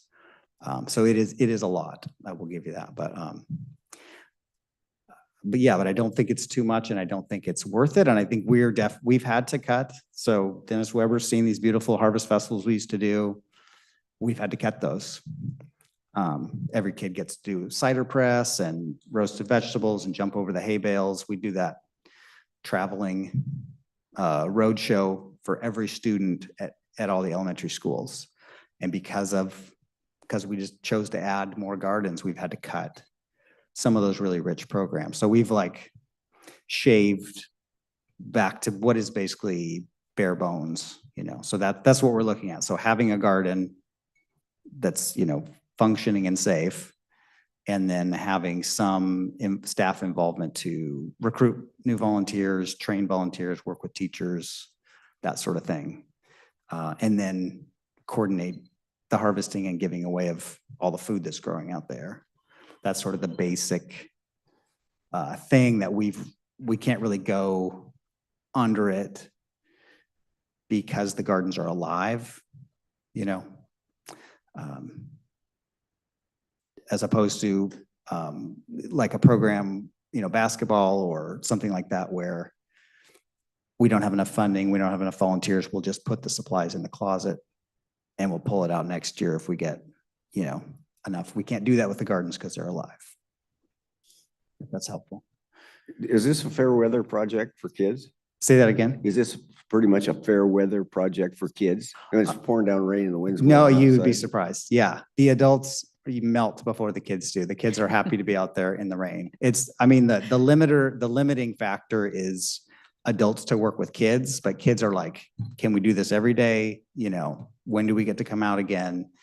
That sort of thing. So we're working on, having shelters at all the gardens. When we've built a few at Barnes and Huntington, and then we're working on a cheaper version is like the party tent, that you would rent, that you can kind of leave up year round. But so our program season is basically excludes December, January, and February. But aside from that, we're doing regular weekly stuff with kids, even if it's raining. So when you set up to do the kids learning to cook the meals that they've prepared. Yeah. Are they doing that in the school? Or are they doing that? You're setting those facilities up at each That's location? camp cooking. So we're setting up, we've got the camp chef, the black with the 2 burners. Yeah. So there's a grill top and an oven. Kids are baking pizzas out there and griddle for tortillas and stuff. So it is a heck of an operation. Yeah, and that's canopies and camp cooking. So on that note, who covers you as far as insurance wise in case a kid gets burned while they're cooking? We are insured. Through? Longview Insurance is who we work with, but I forget who the actual company is. Yeah, I don't need but the agent's name. Yeah, so that's an expense, right? That's not really very fun to pay for. And, nobody wants to give you a grant to cover your insurance or, but yeah, that's an expense that we have. Our total budget is around $600,000 a year right now to do all the stuff. And most of it, because we're so lean, most of it is just the staff to do the work. Okay. How did you get the number of the 600K? Say that again. What's behind the 600K? Is that actual out-of-pocket? That's Cash. that's how many dollars we have to spend to do what we do.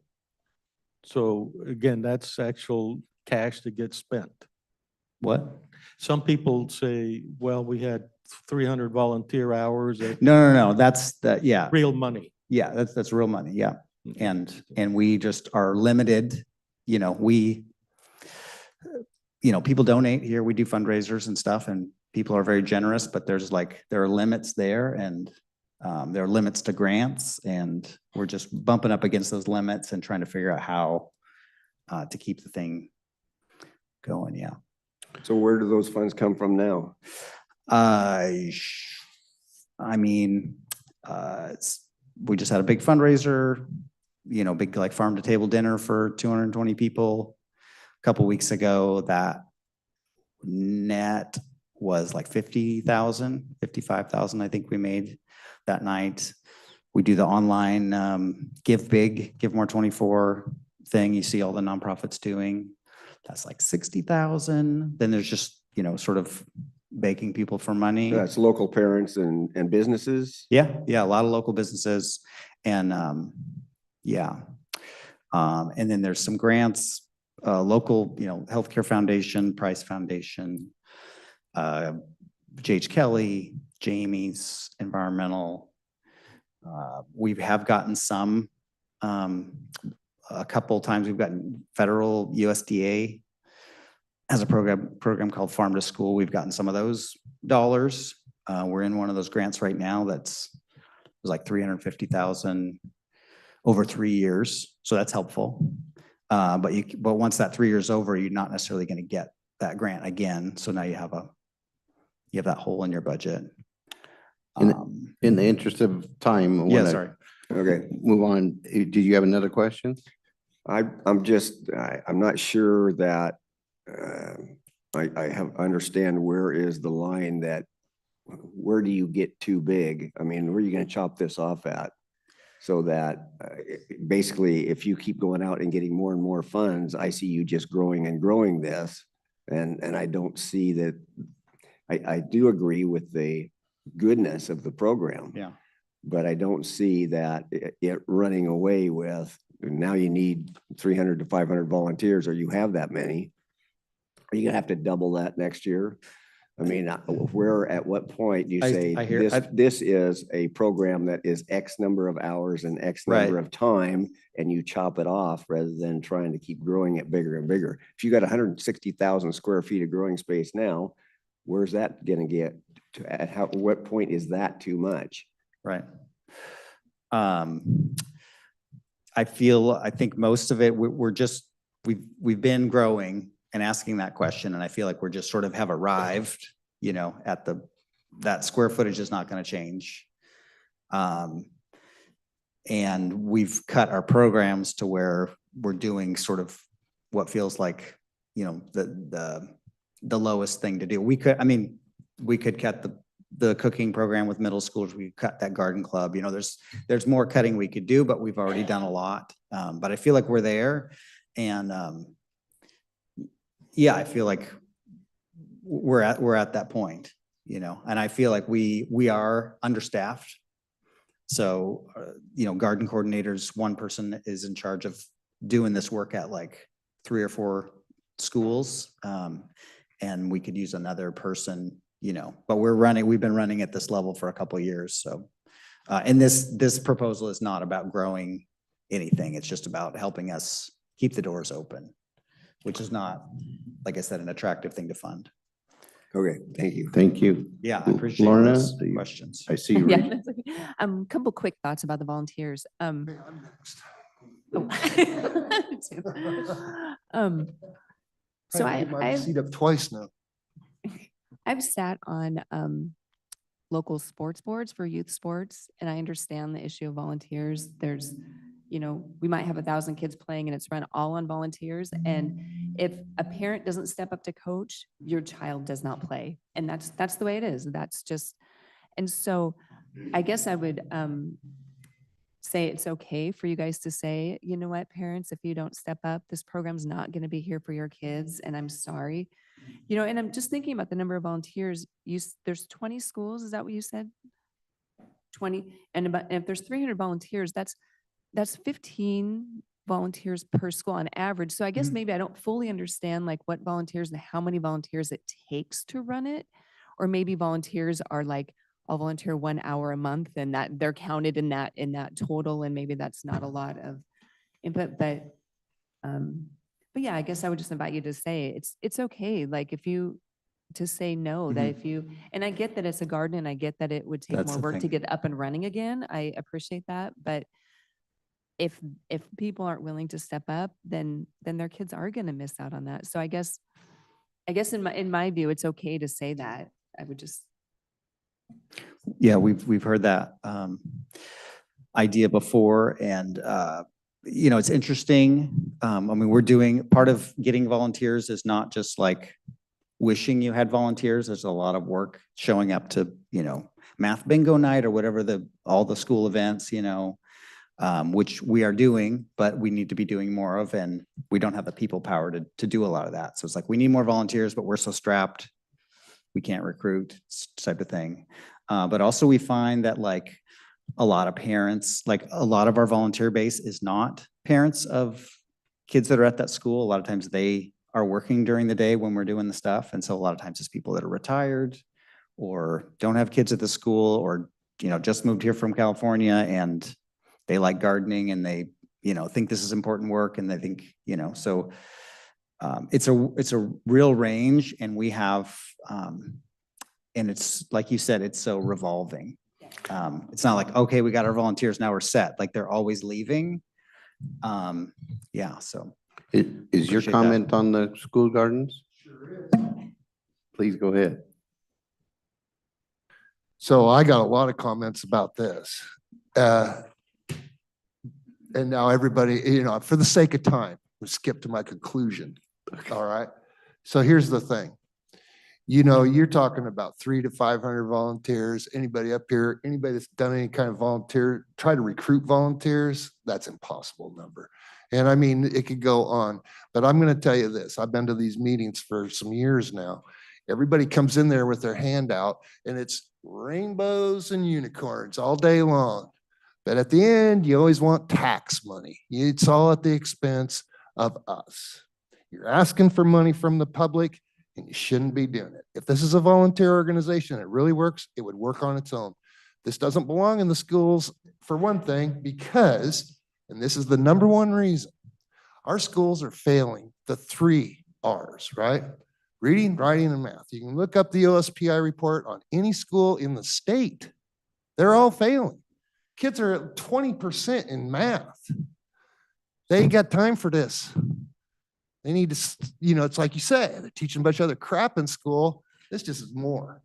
And, you know, I can go on about gardening. You plant things in the spring, but that garden's got to be looked after during the summer. Who the hell looks after that? I see you maintain 20 gardens, but I don't envision any child showing up on a daily basis to clean their furrows, to water the plants, to pull the weeds. I just don't see that happening. At the end of the day, good, you know, you're doing a good volunteer thing, stay a volunteer thing. You take this money, this is tax money, you're taking money from other people. You shouldn't do that.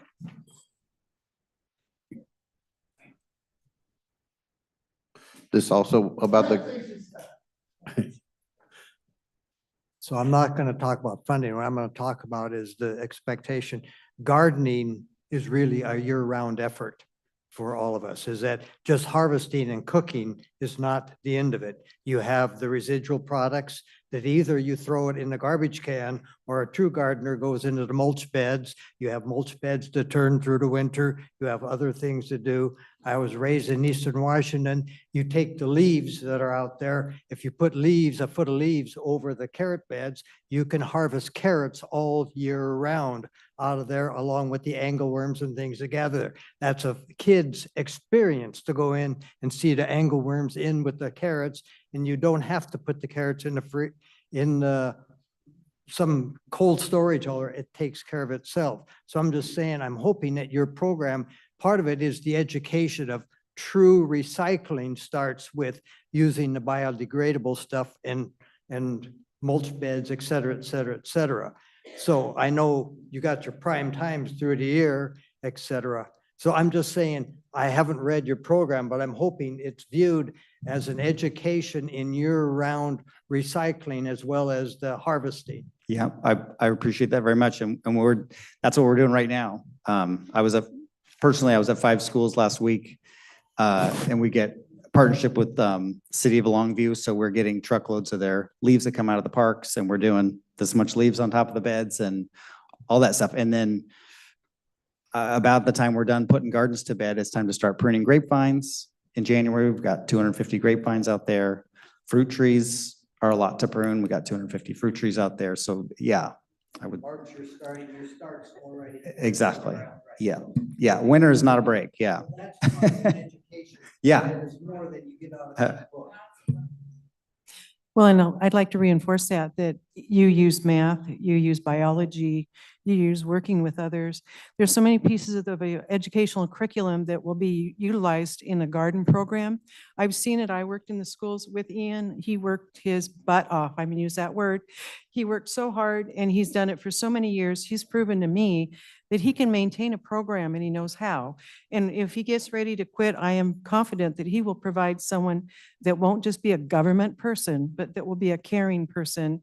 And I can't see this program ending ever. It's a wonderful program. I saw kids out there laughing, being joyful, mental health issues were forgotten. And it was just, everybody was equal. And I loved it for diversity, equity, and inclusion. Thank you.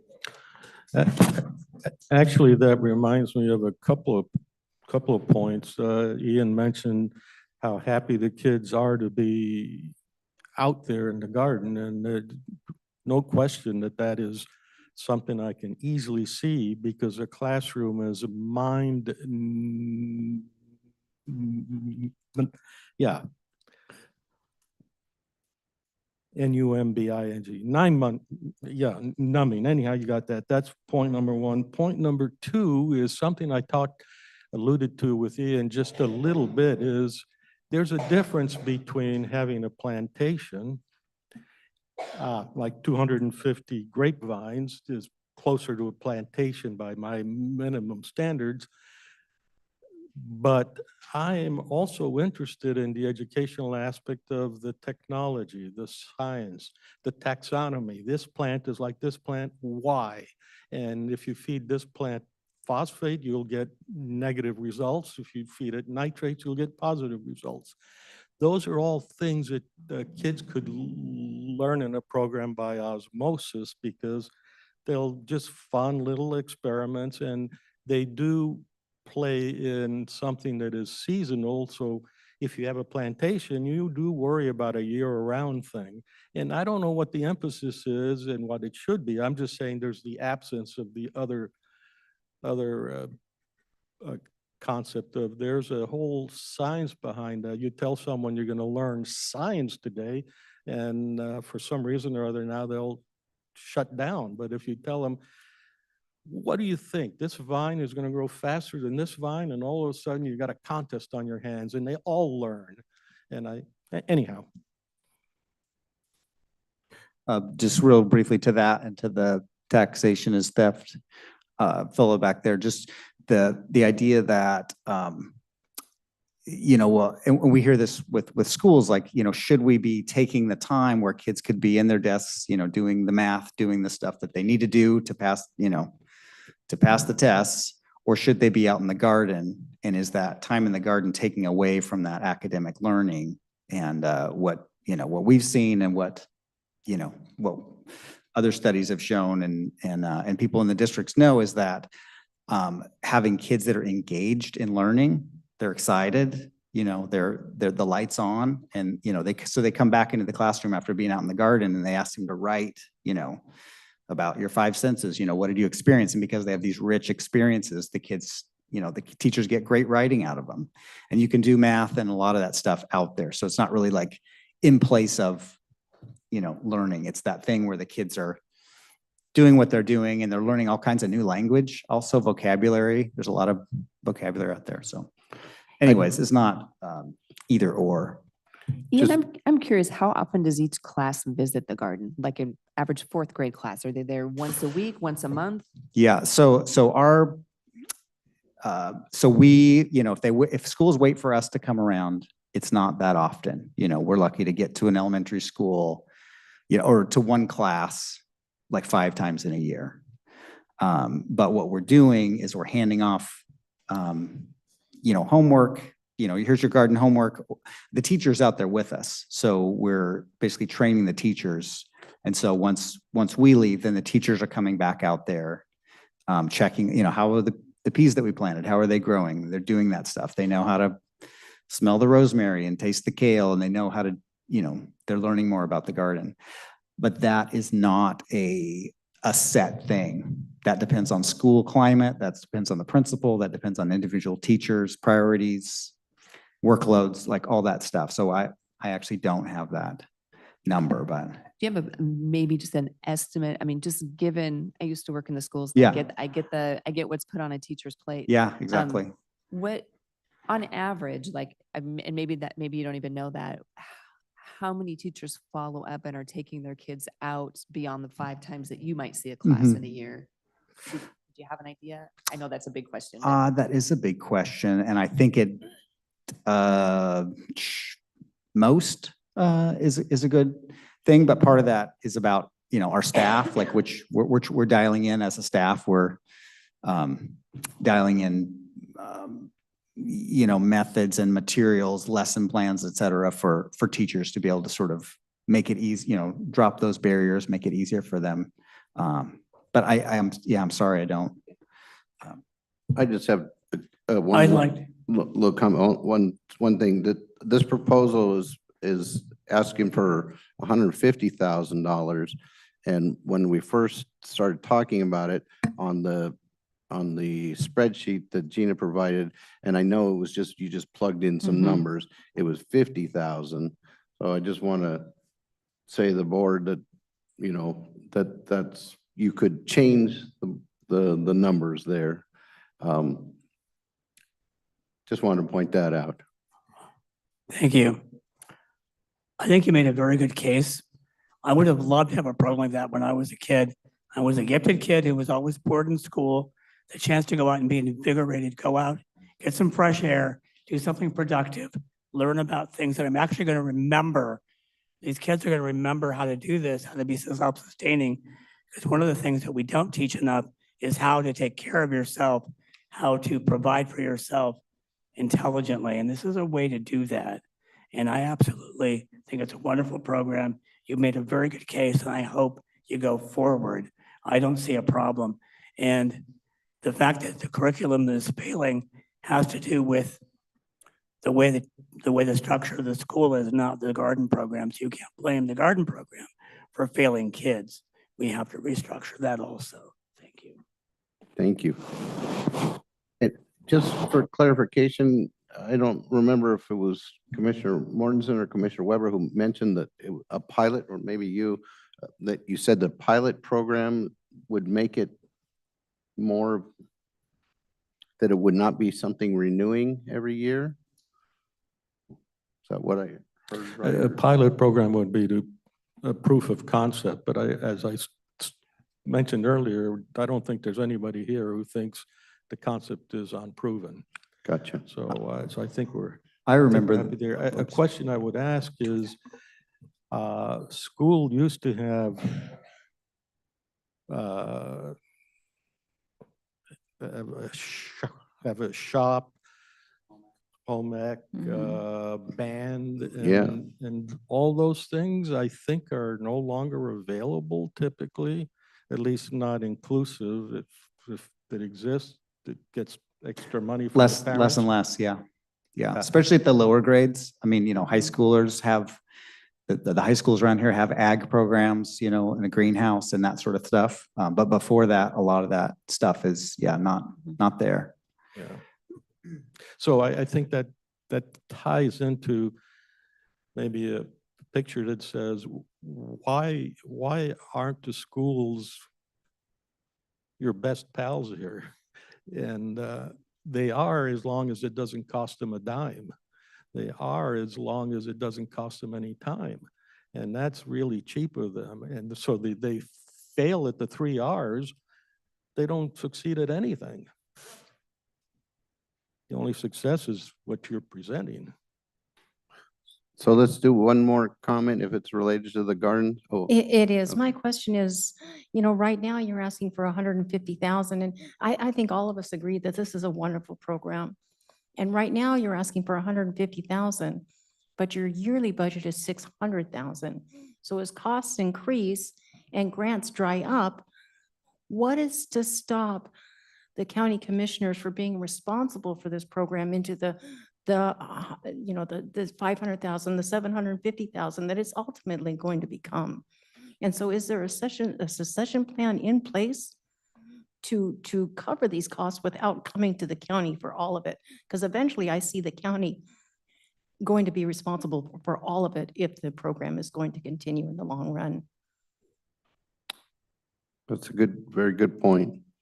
Well, and from the county's perspective, the board will decide how much and how often. So we'll have a contract amount if that's approved with a set funding amount up to $150,000, for example. If there is an ask in the future, the commissioners will have to make a decision at that point of, do we want to award additional funding or stay with this funding or not contract at all? So, and that's kind of ties into the time frame of the contract we were talking about earlier. We often do a 1-year contract so that those conversations can be had where we're revisiting the contract and the funding and the amount and all of those points before a decision is made about a new contract. Well, thank you. It's a tall order, I know, and I admire your work for sure. Okay, we'll have one more comment on this and. I'll make it really quick. Sure. Okay, there is one avenue of revenue that you might not have checked out, and that is the homeschool children. Now, they are very well organized, and if you do need help getting in contact with some representatives of those groups, I can help you on that. I know Gina has my phone number and stuff, so if you would like, because I do know that, believe it or not, the numbers of homeschoolers have really increased. There's a huge amount of children, and they have money, so. I appreciate that. We do outreach with homeschool families, and a lot of those folks, especially during the summer, will come, our community, each garden is open every week for community days. And that's when we see homeschool families, that's the main thing that we have them come to. But yeah, that's good. Okay, in the interest of time, is anybody ready to make any kind of a motion or proposal? If not, I think it looks like everybody's thinking about it. You're asking for No, the not board to make a recommendation to the Board of Commissioners. not yet, just Okay. wanting to either move on and let it marinate a little bit, or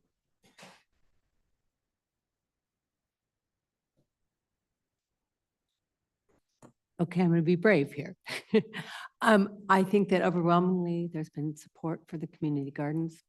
There's uncertainty about the funding. I would like to recommend that we consider funding for 1 year, the $150,000 request. okay. Motion on the floor is to accept this proposal as it is written. Have a little discussion on that. I do have some ideas for metrics, if anybody wants those ideas.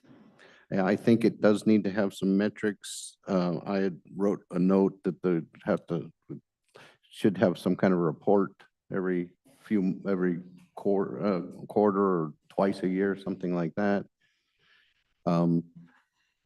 I'd also say that well, that's all I'd say. One question for Gina, is there anything in the foundational health contract that would put any stipulations on how they do anything that would change how they fundamentally, that you're aware of? No, we have to report what we spend the funding on, but there's, that funding can fund such a variety of things. They wouldn't come back and say, oh, you're doing school gardens, it has to be done this way.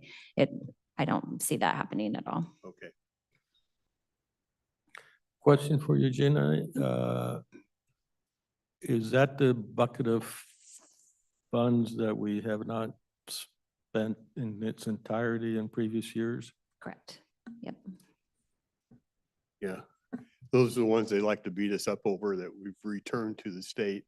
Yeah, and one of the reasons, there are lots of reasons we don't spend it. One of the reasons I don't is because I don't want to aggravate the problem. But in this case, I may argue in favor of doing it just because it is, at least today, it will not aggravate the problem. But it's going to put a burden on Ian to heed what we've said about losing the program. And I think there's a big danger of that. And I think anyhow, I'll stop there. Yeah. Well, you know, I share that because we've talked about that on some others too, that we don't want we don't want our involvement to fundamentally change what they're doing, which is working. And we've talked about that on other programs too. So I would second that with Commissioner Mortensen, that really take heed of that we're not asking you to change. We want you to. We're asking you not to change. Yeah. And the foundational, mental health does start early. And as much as I think the system is not conducive, like I said, in classroom, a smart kid is going to go crazy. It's going to be, I don't know how they can handle it anymore. I took my kids in K through 12, they went to many different schools. I'd sit in a classroom and say, okay, we're done here. And we go to another school. But I can't think of another program where we would spend those mental health dollars and get as much of a payoff. No, I totally agree.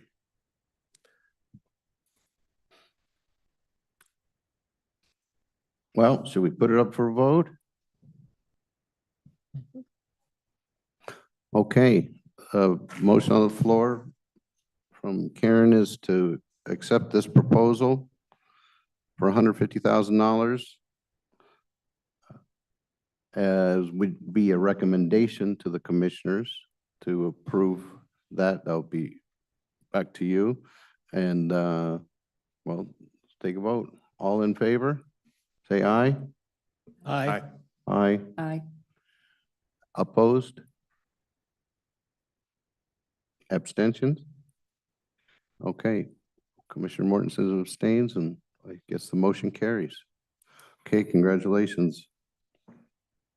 Let's keep it. I think it really is important to heed what the commissioners have said, and don't make this into a government program. Yeah, yeah. Wow, that's wonderful. Thank you so much. And I will say that is when we're trying to get funding, what's difficult is when it does come with a lot of strings, and then we have to spend a certain amount of the money and effort just sort of paying those obligations. And we're there every day. We know what needs to be done, and just being able to say, spend this to help where you need it most. That's the best. So we're really grateful. I do need to repeat, and this isn't the end. It's got to go to the board, and they may up it, they may lower it, they may just throw it out. Good point. Yeah. Yep. I'd like to make a quick comment.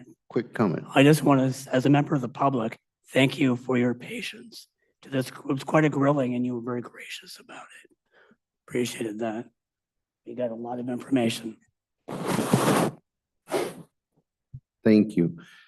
Okay, we're going to move on to the next item on your agenda. Just a brief I'm just gonna give an update. We had a problem with water. Arsenic was in the water, is still in the water, and the public had brought this up to the board. We had discussed it a couple months ago, and I'd just like to say that thank HHS, Gina and Carol, for updating our website. So the website on the water section has been updated. And so there are links that you can go find to test your water.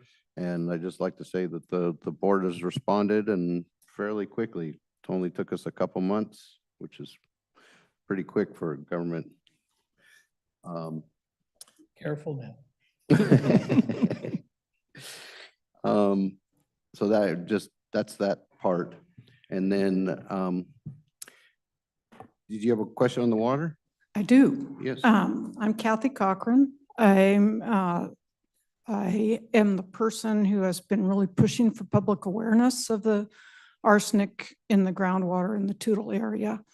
And I was unable to come to last month's meeting where I'd asked you to consider the state grant for the alternative drinking water program. I have metastatic cancer. I had a medical appointment, couldn't be here. But I did, and metastatic cancer means that it's all through my body and there's no cure. I did listen to your meeting, and I heard several items pop up that I'd like to try to correct, but it might take me a few minutes. So the first thing I heard, I'll just run through briefly what I heard and what I'd like to address. The first one was, Mr. Chair, you don't know who I am, and I'd like to tell you who I am and why this is important to me. The next one is, why hadn't you heard about this before? You've just heard about it in the last couple months, and it goes into the history of the arsenic, what we knew about arsenic, and what we didn't know for a long time. There were also some misconceptions that I heard about what the state's new grant program is, and what the research is. There's a researcher right now that's showing, he's got some preliminary results that are interesting about where arsenic might be located. And what I heard was that some misconceptions about what he's preliminarily finding. And then I also heard some misconceptions about how our community in Tootle might use the program. So that's quite a laundry list. Just in the interest of time, we need to keep it concise because we've already gone past our time. Oh, okay. So maybe I could come back, but I'll Please. start with who I am. I also want to say, because of my health, this takes a great deal of effort for me to be here. And I just like that to be recognized. So our arsenic was discovered in 2021 at 640 parts per billion. The EPA maximum level for protecting public health is 10 parts per billion. And my doctors didn't know that before I got cancer. And when I told them that, they said, well, we don't know why you have cancer, but it's kind of hard to imagine that didn't play a part in it, and probably a significant part. That was in 2021. I came to the board then. I felt it was my duty to let the county know about this hazard. It also ended up, all my neighbors tested for arsenic and found that it was prevalent in my entire neighborhood. Everybody's was high, but we'd lived there the longest, so we were the most exposed. And so I did come to the county then. I was asking, I had extensive conversations with your environmental health unit. It was season long at the time. She was very helpful. I asked at that time, I was interested in a public health standard for it because that would have protected my husband and me. We didn't know that arsenic could be in the water, and we hadn't tested for it because there wasn't any information about it on your website. My husband was following directives of your health department when we had our water drilled and it just called for E. coli. You know, it's so at that meeting, you decided to just go for communication and not for a public health standard. The problem with communication, and I'm all for communication, but it's got to be consistent over time and people have to find out about it. 3 years later, people still don't know about it out there. They don't go to your website. So I'm here because I felt like I wasn't listened to in that meeting. I'm here because, not because it can save me. It's too late for me. I don't want anybody else to be standing in my shoes. And that's my main reason for wanting to get more information out there. I did public records requests to find out what the county knew and when. I did a lot of research into what arsenic is and what it can do to your body. We contacted a geologist from from Central Washington University to come out and look at our property and help us figure out why do we have arsenic, and maybe other areas in other places in our area don't. And she helped us figure that out too. And I have a lot of, so I have a lot of background that I could give you, but that's why I'm here. I don't want to be forgotten. I don't want to have this issue go away until we get a better communication plan, a better outreach. And I also would like to see a reconsideration of the grant program the state's offering that could help people get testing and screens in place in our area. So I can see my time is up. I think that what the board is, our approach has been to get the information out, and they did update the website now, and so you can, please do take a look at it. And then I'm wondering if maybe Gina, you could add a water part to the quarterly updates, maybe if there's any kind of spike or any new news on it. Would that be possible?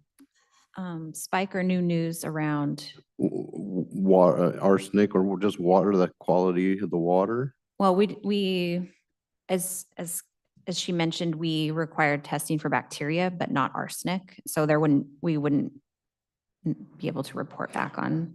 No, well, oh, good point. Yeah. I'd like to come back and talk next meeting, maybe about the alternative drinking water program that is available, where you could get some more information, and about the testing that's gone on, that we do what we do know. Okay, thank you. Yeah. Thank you. Thank you very much. So you're the one, you wrote the email to us. I wrote both those emails. Gotcha. I also Okay. was the one behind the news articles that have been published so far. Thank you very much for that. Thanks for raising the awareness. Yeah. Okay, moving on to a quarterly report. HHS has made a presentation for us, and I see Dr. Krager is not here, so I guess Gina. He's participating via Zoom. I did just want to, I know we're past our time, so I wanted to just offer if we wanted to move our presentation to the next meeting, we're happy to do that. I just wanted to throw that out there because I know we're past time already, but we're happy to continue. Dr. Krager, I see, is on via Zoom for his presentation. So whatever the board would like to do.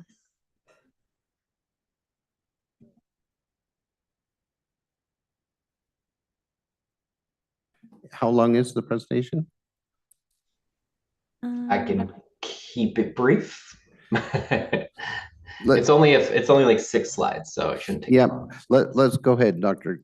Krager. Thank you for joining us. Yeah, of course. Yeah, I apologize. I'm not there in person. No, that's okay. I'm glad to see your face here. That's great. It is weird. I can see it behind you all, and it looks very large. Anyway, If we could get the slides, that would be great. So yeah, my name is Dr. Steve Krager. I'm the health officer for Cowlitz County. Before I forget, I want to wish you all, happy Thanksgiving week, and hope you all have a good one. Let's go. Okay, so we across the state as well as in Cowlitz County, we've been seeing an increase in pertussis, which is also known as whooping cough. I'm going to give you a brief background on it, what it is, really shortly touch on some data, and then kind of what we are asking from ourselves as well as the community and you all. So let's just get into it. Let's go to the next slide. So pertussis, I'm just going to call it pertussis, highly contagious bacterial respiratory disease. The name of the bacteria is called Bordetella pertussis. That's where the name comes from. It's spread, mostly when people cough, and unfortunately, it can cause a pretty severe cough. If just stories about people who've had pertussis, sometimes you cough so hard you throw up. It causes, sometimes the whooping comes from you're coughing so hard that then you have to take in like a really deep breath, and especially in young children, that can sound like a whoop. It's most infectious that first 2 weeks. If you are able to get diagnosed and on treatment, we can reduce that infectiousness. So most people do okay. Obviously, it's not a fun illness to have, but our biggest concern is for young babies. So younger than 12 months, somewhere around a third end up needing treatment in a hospital. So it's really hard for their little lungs to handle this bacteria. Even if they need hospitalization, again, most babies do okay. Very rarely it does cause death. So those are the things, we're most concerned about. Obviously, hospitalization, really severe illness in the youngest and most vulnerable among us. Those with immunosuppression are also, at risk for more complicated disease. Okay, I'm going to go over just briefly data. Let's go to the next slide. So just the last 6 years or so, we are actually doing okay. If we were, compared to like 2018, 2019, we're right about where we were in terms of number of cases. It's just that we haven't had very many the last few years. I will say pertussis. So if you look at our counts, 63 in 2018 and 37 so far in 2024, I think that number is going to go up before the end of the year, but so we'll probably end up below that, 63. We do have a slightly higher rate than, in fact, it's about twice the state average right now. Although it really depends on where you're at in the state, to be honest. So Clark County and us have the highest rates right now. Clark County has a higher rate than we do. They're seeing a lot of pertussis, and they're probably the main driver behind this increase in the state. Although we're, obviously we have people who kind of go back and forth between our counties, and I imagine that's probably where some of our cases have come from. Let's go to the next slide. Oh yeah, so we're at 2 times the state. Again, I will give lots of caveats to this data. We know we're missing cases, right? Not everyone who has pertussis is getting tested, and we're really only catching the ones that are tested and reported to us. Let's go to the next slide. So I had to suppress some of these numbers because they're under 10, and we have to be careful with that to not identify people. But this is just looking at age breakdown. So, and this is a little bit unique to Cowlitz County. I think it's kind of interesting.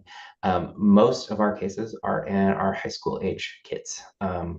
So we've been working really closely with our schools because unfortunately, especially if you have a kid in a high school, you may have gotten an email about an exposure that happened, right?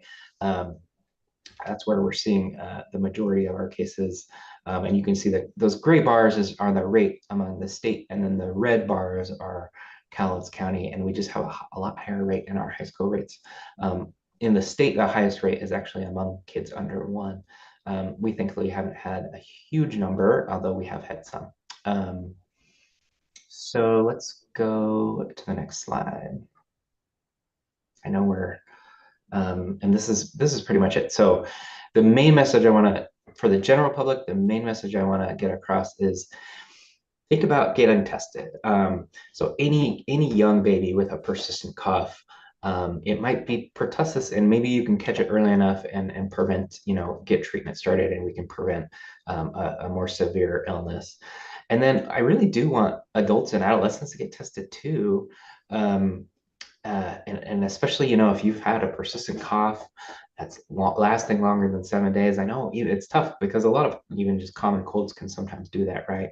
But if you're noticing, gagging, vomiting, or even some of that whooping because you're having these coughing fits, really consider getting tested. And especially, if you're going to be around, if you're around people who are more vulnerable, pregnant women, and then, young infants. And then, obviously we want people to stay up to date on vaccines. So you get young kids get something called DTaP. And then as you get older, teens and adults get Tdap. So that includes tetanus, diphtheria, and then pertussis. So if you're around like a young infant, it might be the right time, to get a booster. Tdap generally is recommended, often just when you need your tetanus booster, which is about every 10 years. But we also just, anyone who's going to be around someone more vulnerable, like a really young infant, I do think it's a really good idea. Respiratory hygiene, we've talked about that a lot, trying to cover coughs, washing hands, that sort of thing. Our work in public health kind of has stayed the same, which is contact tracing, trying to, figure out where someone got infected and who they may have exposed while they were sick. And then antibiotic recommendations. So one of the tools we have to slow the spread is antibiotics. It really does reduce your infectiousness. So if you do end up having pertussis, we generally recommend a 5-day course of antibiotics, and then we consider you not infectious anymore. You can go to school, you can go to work, that sort of thing. And then if you're around if you have pertussis and you're exposed to someone, especially if they're higher risk, we might recommend antibiotics for those people, even if they don't have pertussis, kind of as a prophylaxis, right? A preventive course of antibiotics. And we also recommend that for household members, just because it spreads so easily within a household. Okay. I think that's the end of my slide. I want to say thanks to Shannon for grabbing that data for me. Shannon Hopkins, the epidemiologist we work with sometimes. And then I'm going to see if we have any questions. I know that was fast, but that's it. That was very good, Dr. Krager. Thank you. Yeah. Is the croup, is that pertussis? It's a great question. Because there are similarities, but it is a different disease. So croup, croup is usually caused by a virus, and actually it can be caused by a few different viruses. But usually more kids under six get croup, and you'll hear it described as a barking cough, and it really does kind of sound like a seal barking. And that's croup, and it can cause severe illness, but less likely than pertussis. Unfortunately, we don't have a good. Well, we have treatment. We don't have like an antiviral that works, but sometimes we'll give kids like an inhaler or a bit of a steroid, like prednisone, to kind of reduce inflammation, and that can help their breathing a little bit. So that's a great question. Thank you. Dr. Krager, this is interesting information, and I'm curious as to whether the numbers of teenagers is, if you have the level of data to know whether it's predominantly in the Woodland area closest to Clark County, or is it, you didn't provide the information. Right. But I mean, I wouldn't be surprised, but I don't know if the data reflects that. So I have to look at it a little more closely, but from what I remember, it's honestly in all of our high schools. And I say that, but I shouldn't say all of them. It's been more than just Woodland that we've seen cases in. Yeah. So, and again, like, adolescents and teenagers usually do okay, right? And so it's not always like the highest priority, go to a doctor if you just have a cough. But again, it's kind of something, we want to prevent that spread to our more vulnerable. So we do hope that people, get tested and treated. Yeah.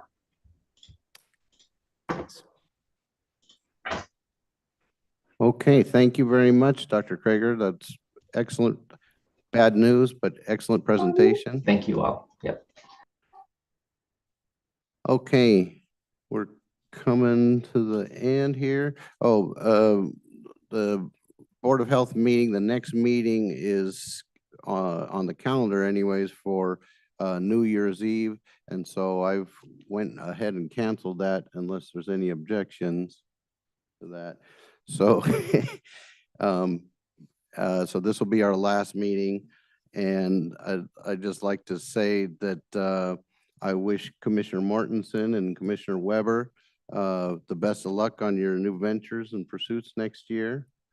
It's been enjoyable to work with you, and thank you for keeping this novices here like me and well, helping us keep healthy.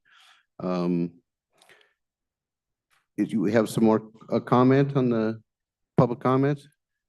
I'd like to make a brief one, yeah. Okay, we'll open it up for public comment.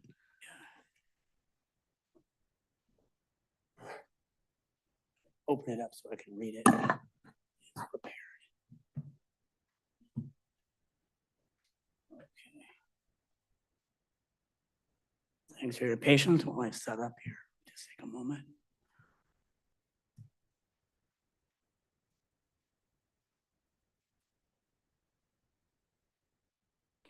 That. I'd just like to And- thank everybody for their patience. This meeting went a little bit longer than we thought. And I would like to put these on the record with, as well as the supplementary information that went back to what I'm saying that I sent to the board earlier. Thank you very much. And I would love to bury the resolution problem we had, but it seems like people in the community want to keep digging it up and making insults towards the board about some of the things they did, and I just bringing in some information. And I call this why the Board of Health is vindicated and what can be done. And this is opening as peer-reviewed studies reveal that mRNA therapeutics should be pulled. Multiple lawsuits have successfully shown that the mandates were illegal, as the experimental mRNA injections cannot be called vaccines and must be called therapeutics for the Ninth Circuit Court. And because of that, numerous lawsuits have already gone around the country where $1 million settlements have happened of people that were fired for not taking it or took it and were damaged. And what we did by fighting to have earlier to have the county not force it on their employees, we saved the county lawsuits, so we should be thanked for that, not vilified. And here we go. Here's my comments. Only 40% of the public trusts the medical community now. That distrust is deserved. The so-called experts were wrong, and that was catastrophic for millions of people. A 2023 survey by Johns Hopkins University, that's Johns Hopkins, found that around 750,000 medical errors resulting in deaths. There were 1.1 million doctors in the US. Contemplate that as an average. COVID dissidents were called conspiracy theorists, grandma killers, and worse, yet we were vindicated in all measures. If your doctor suggested you take the mRNA, they were lying if they reassured you it was safe. No research was done to establish it. Anyone saying something otherwise is either ignorant or lying. Seattle, the most vaxxed city in the US at 98%, has had a 1,200% spike in heart attack deaths since 2021, and that has been attributed to epidemiological studies to the vaccine because they're hyper-vaccinated. The Medical Freedom Resolution is a salvo that we will not blindly comply to coercion, fear-mongering, or relentless propaganda. Show us data, open the books. New scientific data is always emerging and always disputed and reviewed. You don't follow the science, you follow the best data. Now, even the NIH admits that fluoride causes cancer, reduces IQ in children, and does nothing of note for your teeth. That's the newest research, and it came out of the NIH. So think about that. Many municipalities and nations are halting its use. We need to open that debate here. Lastly, What do the critics of the current BOH expect them to do? People have free will. They have been told overeating is unhealthy, smoking can kill you, drugs are addicting and can ruin your life, and still people persist. We can only recommend and advise, often to dead ears. We need to invest in mental health. The mental health crisis is a threat to the community. It seems those in Olympia have thrown our most vulnerable, our most dangerous onto our streets and left localities with that burden. We need new and bold strategies to cope with it. The state is now 10 billion in deficits over wasteful products and fiscal abuse. A local, regional inpatient mental health and addiction facility is badly needed for adults and juveniles. We need to discuss this as a community, like what are our options? And I say thank you for the time. And the next time I'm going to be bringing up the falsity of statins and how bad of a problem they have become with the new research and other things. So thank you for your time, but this is on the record. Thank you for your comments. Sure. I just have a quick question, if I could, about the water quality testing. I'm wondering who sets those guidelines? Is it set on the state or federal level? And how are they decided to be adopted or not adopted? Do you have somebody that, can you direct me to somebody that I could talk in depth with that on? Environmental health. Yeah. I would, yeah, Carolyn or Carol and Gina, do you want to address that? Or maybe I can just set an appointment with her and talk with her in person and not tie up any more of your time. Is that okay? Yeah, I'd really appreciate that. Thank you. Thank you for your comments.